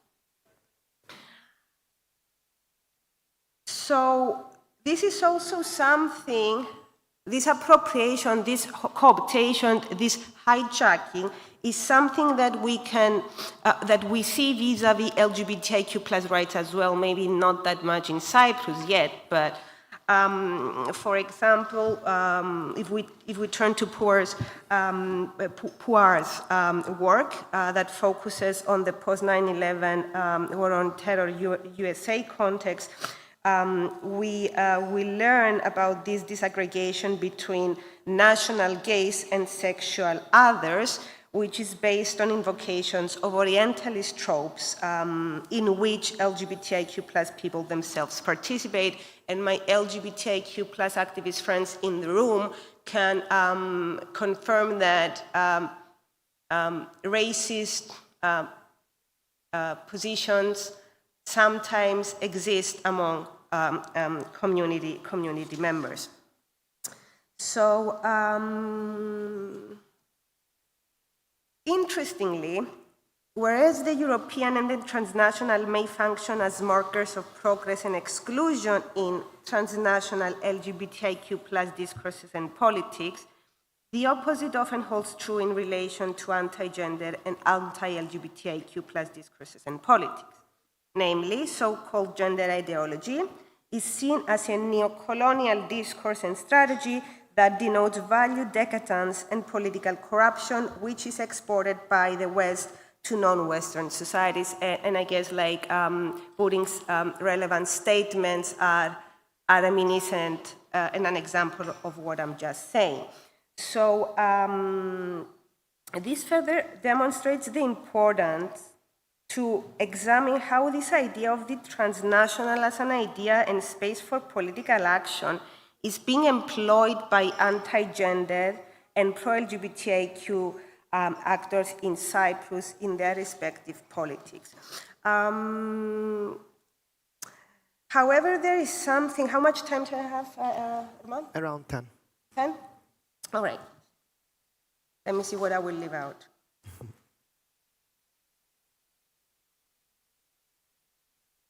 Okay.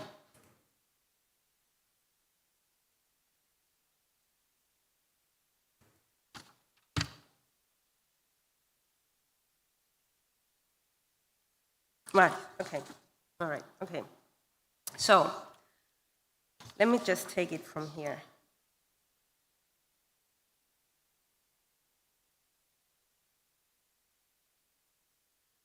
What we need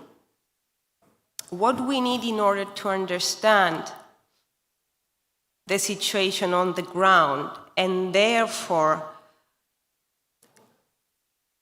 develop strategies for activism and mobilization, what we need is empirical knowledge, not on involved actors. We need this kind of research that will be conducted with these actors. Which brings me to the importance of all of us involved in academia of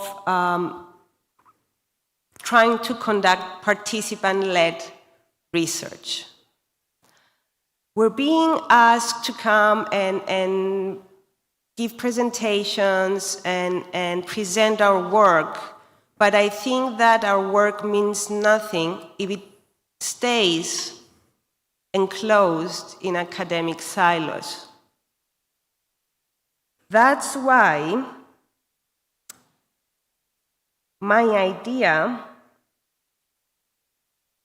if we want to help movements, is the following. We should stop focusing on movements as the unit of analysis in our research and start focusing on individual actors. Okay, I have another member in the audience. So,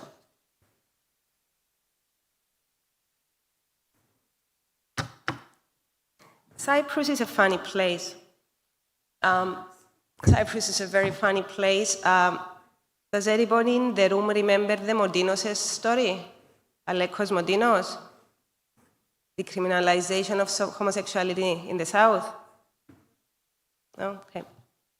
Very briefly. Alekos Modinos, a Greek Cypriot gay man, educated man, rich man with connections with the political elite. He was lobbying for the decriminalization of homosexuality in the South. Nobody would support him, so he took the matter to the European Court of Human Rights, right? Which argued in favor of Modinos 1993, okay? But of course, they didn't want to change the law because who would actually do that, right? Protests by the church, protests by religious associations outside the parliament, mayhem.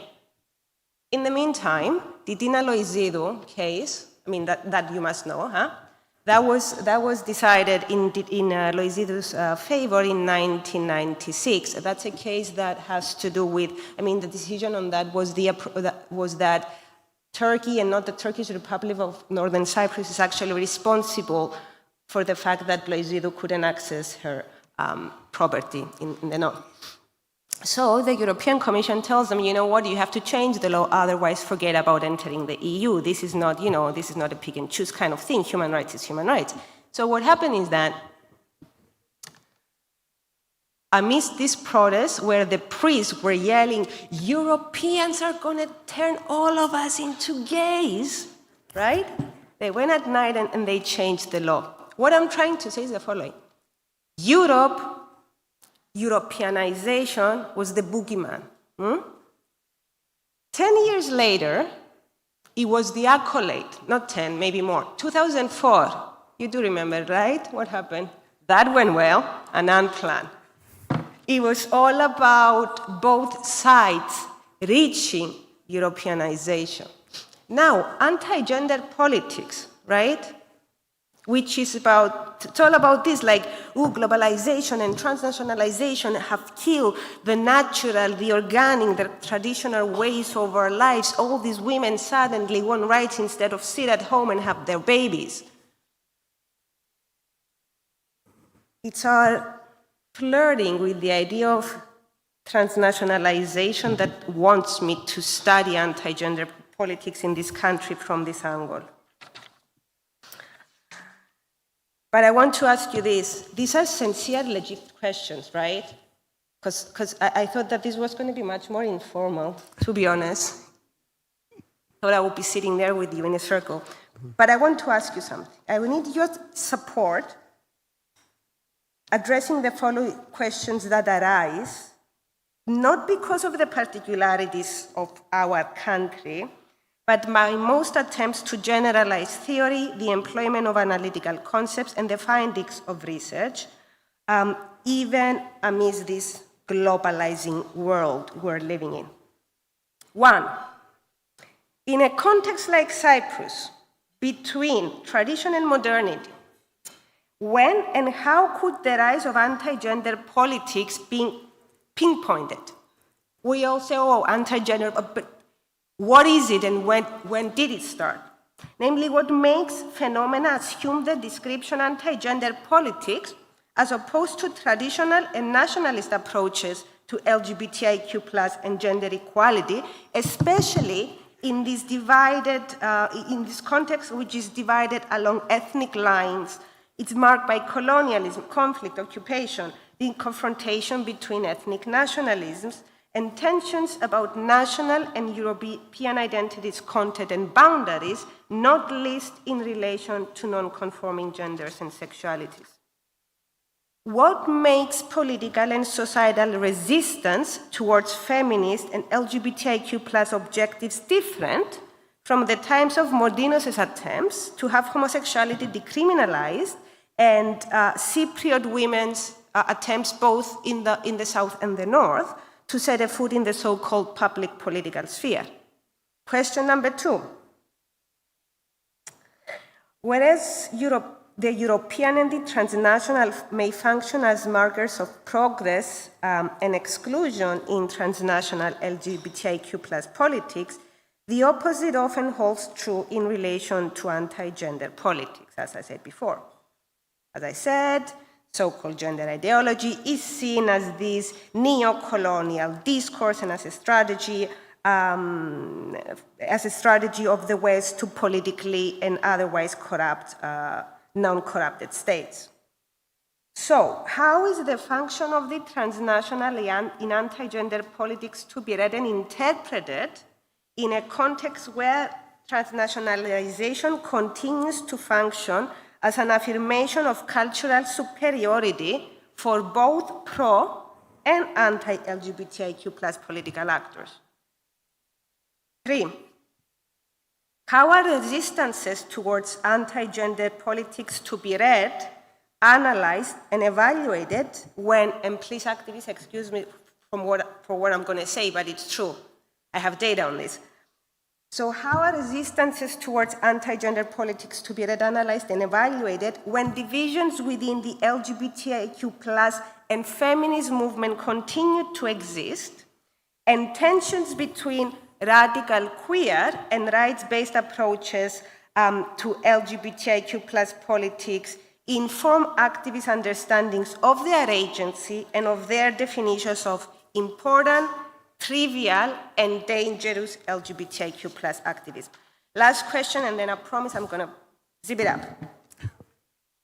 How can we read and analyze anti-gender politics and resistances in Cyprus, given employments and manifestations of exclusive intersectionality, particularly in gender equality and LGBTIQ+ movements, which are usually at the far front of struggles against anti-gender politics? Otherwise phrased, how could or should intersectionality as an analytical tool be employed in the case of the study of pro and anti-gender LGBTIQ+ politics and mobilization in Cyprus? 4 questions, think about them. Thank you.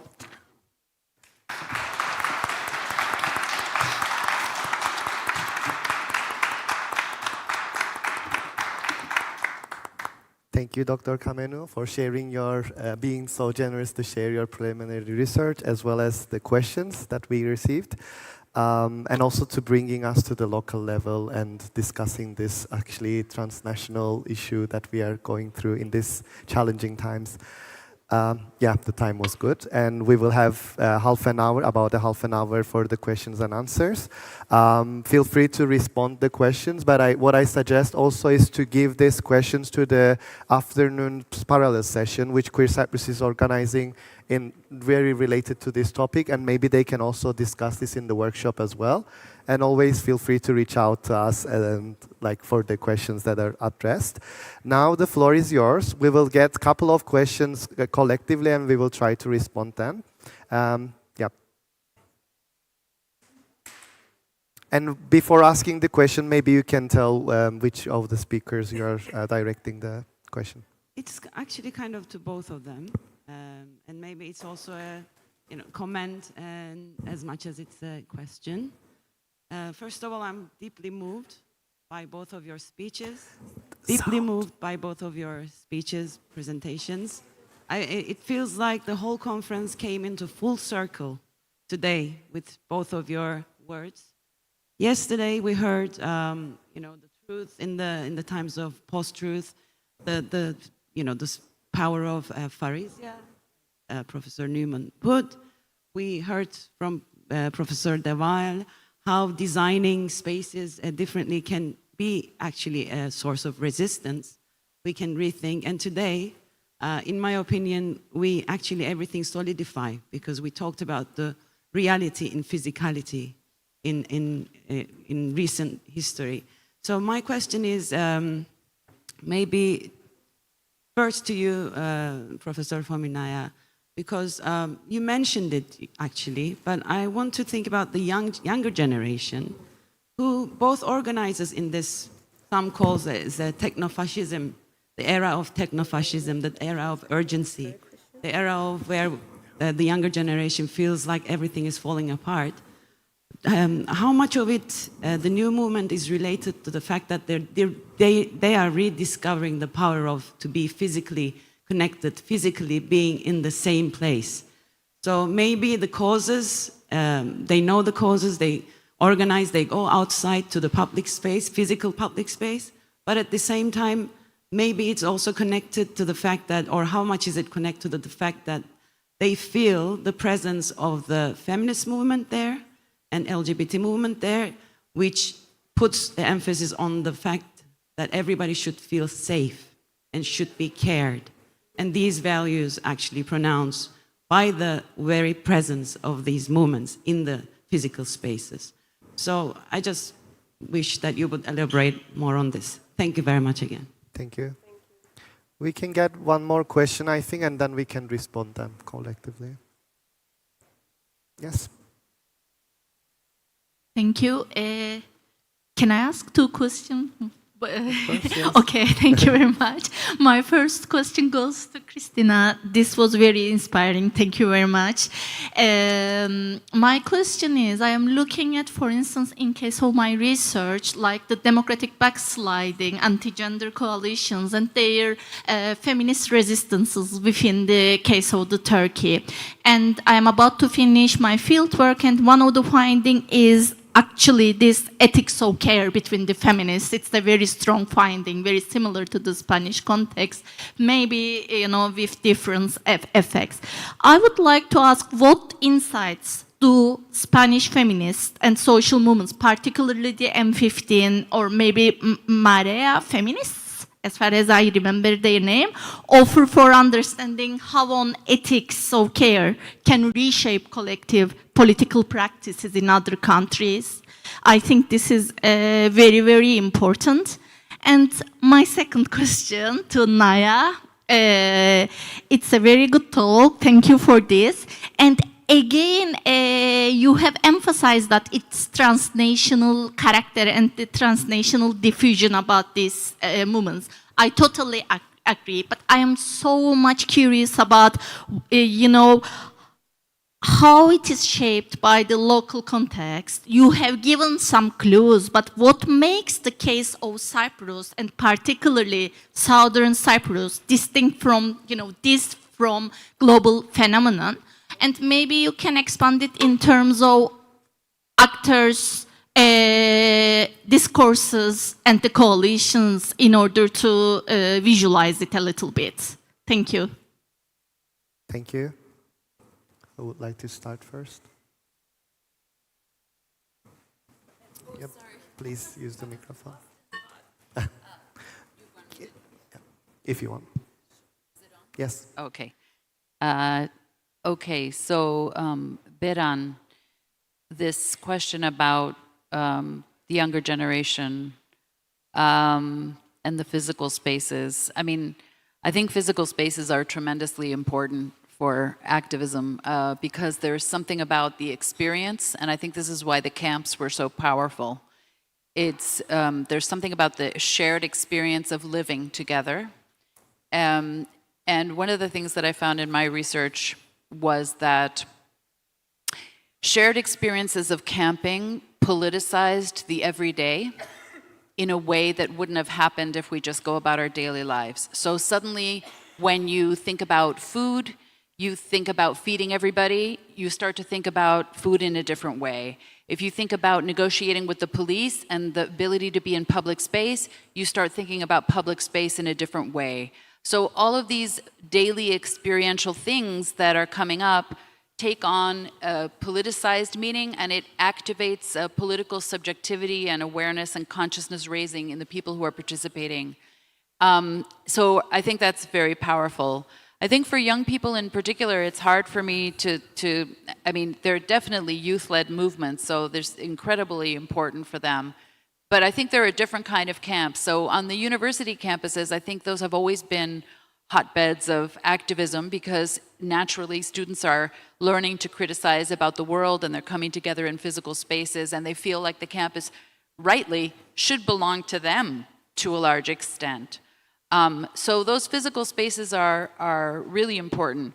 But I think there are also online spaces that I've witnessed where the communities online are actually really strong transnationally.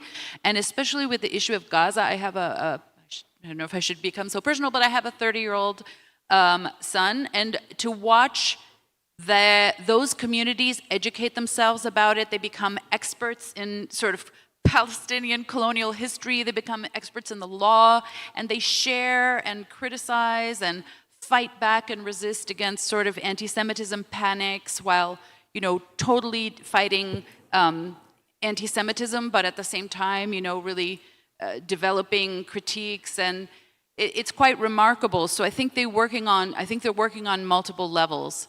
But I think absolutely the safety and the caring and the solidarity of feminist thinking also. One of the most interesting things about my recent research was I went to South Korea, and there was many youth involved in kicking out the the president who had declared martial law, basically, in Korea. And it was really remarkable how these young feminists were side by side with peasant movements and labor movements and sort of old guys and all of these different constituencies, and really understood that those things to be connected. So I think feeling that connection and making those connections across different struggles and different systems of oppression, that you know, not locking yourself into one silo, but really thinking about these things as a shared space, and working to make those spaces fun, even though they were very stressful. All of those things have to do also, of course, with care and sustainability and supporting people emotionally in repressive contexts and scary contexts. So I think there's a real synthesis there. So I hope that answered that a little bit, and I'll let you take it. Thank you.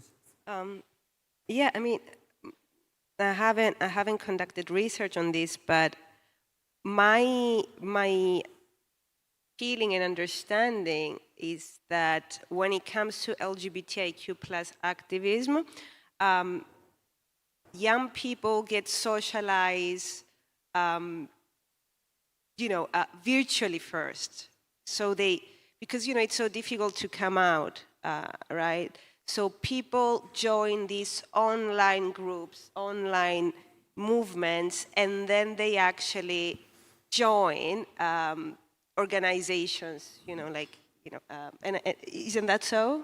I mean, yeah, also dating apps are really helpful. Yeah, exactly.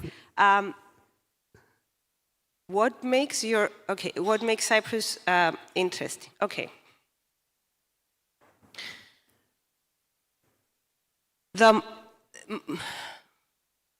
Most of the literature on the topic focuses on, let's call it the so-called West, with immense quotation marks, right?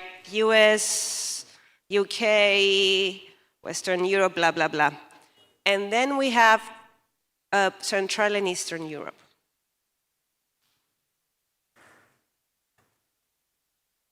These places have completely different historical and political legacies. I mean, for example, the legacies of communism are so much different than the legacies of colonialism and occupation and division and all those things that happened on this island. If you think about it, we're not a unicorn, really, but it's a case study that combines so many elements that it actually allows us to examine the nuances anti-gender politics take. Because yes, that's exactly what I'm saying. Yes, it's transnational. Okay. What is it before they all get together through the dark web? What happens on the actual ground?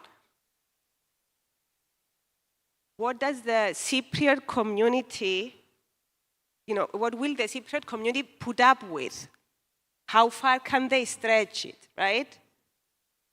Given that we want to be European and Western and white, but we're also very traditional. We want to be secular, but we are religious. And again, I'm only talking about the South because I haven't done the research in the North, okay? Haven't done it in the South either, but I have some clue about the South. All these perplexities. A country where, honestly, I mean, don't get angry, but it's still debatable whether we can actually talk about a feminist movement in Cyprus. I mean, we can talk about it. We don't have the history that other countries have, right? I mean, we've missed the 60s and 70s opportunity for a feminist movement. It's after joining, at least in the South, after joining the EU that, we have this flourishing of the civil society. LGBTIQ plus organizations, after Modino's huge silence until 2011 when Accept was created. So how do we study not only anti-gender politics, but also resistances in this peculiar concept that there are so many discourses that are crossing, so many. Yeah. Thanks. You. We have just, yeah.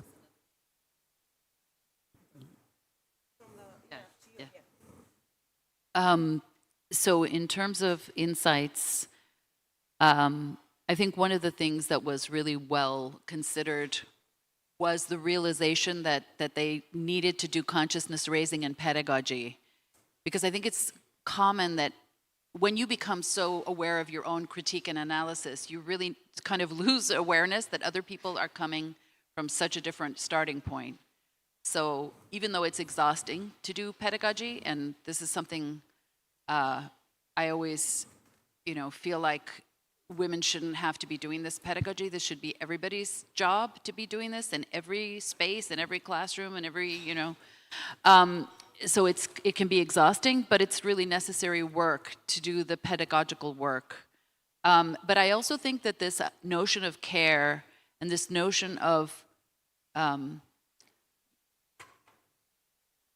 politics of life, a politics that supports life, is something that almost anyone can relate to, right? And it connects people because everybody wants to live a full and dignified life, and they can understand that other people want that too. So I think there's a lot of entry points that can cross preconceived ideological barriers to thinking, oh, she's this, so we're not going to listen. People just go, oh, it's coming from the party I don't like or something, I'm not going to listen. So I guess developing a discourse that reaches people across ideological differences and thinking very strategically about language, I think that's also something that I found very inspiring and intelligent from the movement. And also thinking about democracy in a different way, not thinking about it in procedural terms, thinking about it in substantive terms. Like, what does it really mean to be democracy? Like, what does democracy actually look like in our imaginary? What would we like it to look like? And that it's not just about laws and rights, which are absolutely fundamental, of course, that's a starting point, but we have to move so much beyond that. And I think that's where there's a lot of work that can be done, because people say, oh yes, we're doing feminist politics, we're totally into equality for women. It's like, okay, women have had formal equality for some cases centuries, but they're still oppressed by a patriarchal system every single day, and all the indicators of research show us that that's the case, right? Every indicator you want to look at, just take the United Nations gender indicators and you will see it across every single SDG, there is a gender dimension to it. So I think getting that across, I think it's the cultural and more substantive understandings of how oppressive systems work and how they reproduce themselves. But starting with material care and starting with sustainability and care and empathy and just putting forward the values that should undergird any kind of politics, whatever you want to call the politics, I think that's powerful. And in crisis situations, that can become even more, people can become more receptive to it because they understand their vulnerability and they begin to understand their interdependence. So if you can politicize that in a powerful way, in a progressive way, you can also transform people's consciousness, I think. So that's where I would be from that point. Yeah, thanks. Can I ask you a question? Oh, there is, okay, then I will not. What we may do, actually, yeah, we are running out of time and I don't want to take up the time from the lunch. So if it's like last burning question, please be very brief, and maybe you also take this chance take this opportunity to do the final words, and then we wrap up, okay? Yep. Thank you, Arman, for the opportunity. Hello, I would like to ask Cristina, I'll ask you the magical question. Let's say you woke up tomorrow and your wildest dreams about what you were talking about have come true, and there's no more people who are fighting for the truth being called crazy or led to hopelessness and so forth. What kind of tectonic shift would have to happen overnight for your wildest dreams in terms of, how make things more equal and so forth? What would need to happen overnight to see that tectonic shift tomorrow? Thank you. I don't know. That's the short answer. That's a very, very deep philosophical question. I think I could spend the rest of my life contemplating. Yeah. I mean, if it's a magical thing, then of course all the false consciousness that binds all of us and all the internalized binary thinking would just disappear, and we would all wake up realizing that we are all connected to each other in, spiritually and materially. And if we really truly understood that, and we really understood and felt compassion and for other people's suffering and other people's situation, then I think we would all be different. But this is coming more probably from my Buddhist side than from my scholarly side. But both of them come together for sure. Yeah. Thank you. Yeah. Nayia, if you want to have also like the final words if you have, and then we close the session. I'm so glad you didn't ask me this question. You can still respond. No. I mean, I'm gonna ask you the question, but let's keep it as a question to maybe discuss over lunch. What I wanted to ask is the following. I mean, you brilliantly explain how you understand and define democratic backsliding, and then you brilliantly explain how we could deal with that. My question is, why is what you described happening? Is it the plain, simple Nancy Fraser answer? It's neoliberalism, folks. Or is it, what is it that leads to democratic institutions and elected officials actually not only participating, being the major actors between this backsliding? That was my question. Thank you. Thank you for coming. That's it. Yeah. Thank you, and I think we will close with this question. And if you're really interested with this thematic focus, which was on democratic backsliding, anti-freedom movements, and alternative forms of resistance, there will be parallel sessions organized by NGOs in the afternoon. So right after the lunch, we will be going to these workshops, and maybe we will have more chance to discuss about these questions that were addressed. Thank you for all your contributions, as well as the participants who asked the questions and make this discussion very fruitful. Teşekkürler, efkaristo. Thank you.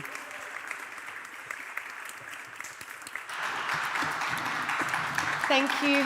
Thank you so much, Cristina, Nayia, and Erman, for a wonderful panel session. And I agree with Beran that it was a really nice kind of full circle, bringing in together all of the elements of the previous two panels as well. So thank you so much for your inputs. And I do want to chat to both of you during the break and also interview you for our video, so don't run away. Okay, so I have some quick announcements before we go off to lunch. A friendly reminder that the CSO stands are still outside, so anyone that's arrived new today, please take some time to visit the CSO stands outside. We are running a little bit short of time, so we kindly request that if you have registered for any of the afternoon workshops, if you want to change your mind, or if you want to join a different workshop, or if you haven't signed up already, please go over there to Selen at the information desk and sign up for your workshop. It's imperative that you sign up for your workshop before you go, so that the workshop facilitator knows how many people they're going to be dealing with. So the workshops will be from 1:30 till 3 in 3 different locations, and then there'll be a coffee break, so you should rush to your next workshop and have your coffee break there, which will be from 3:30 until 5. And then we will be meeting back here. Please come back to Bedestan at 5:30 for our closing session, which will be followed by a reception and some reflection together as a group. So, like I said, lunch break starts now. Please start leaving for your workshop venues at 1:15, but first confirm your workshop registrations. Thank you so much, and see you all back here at 5:30.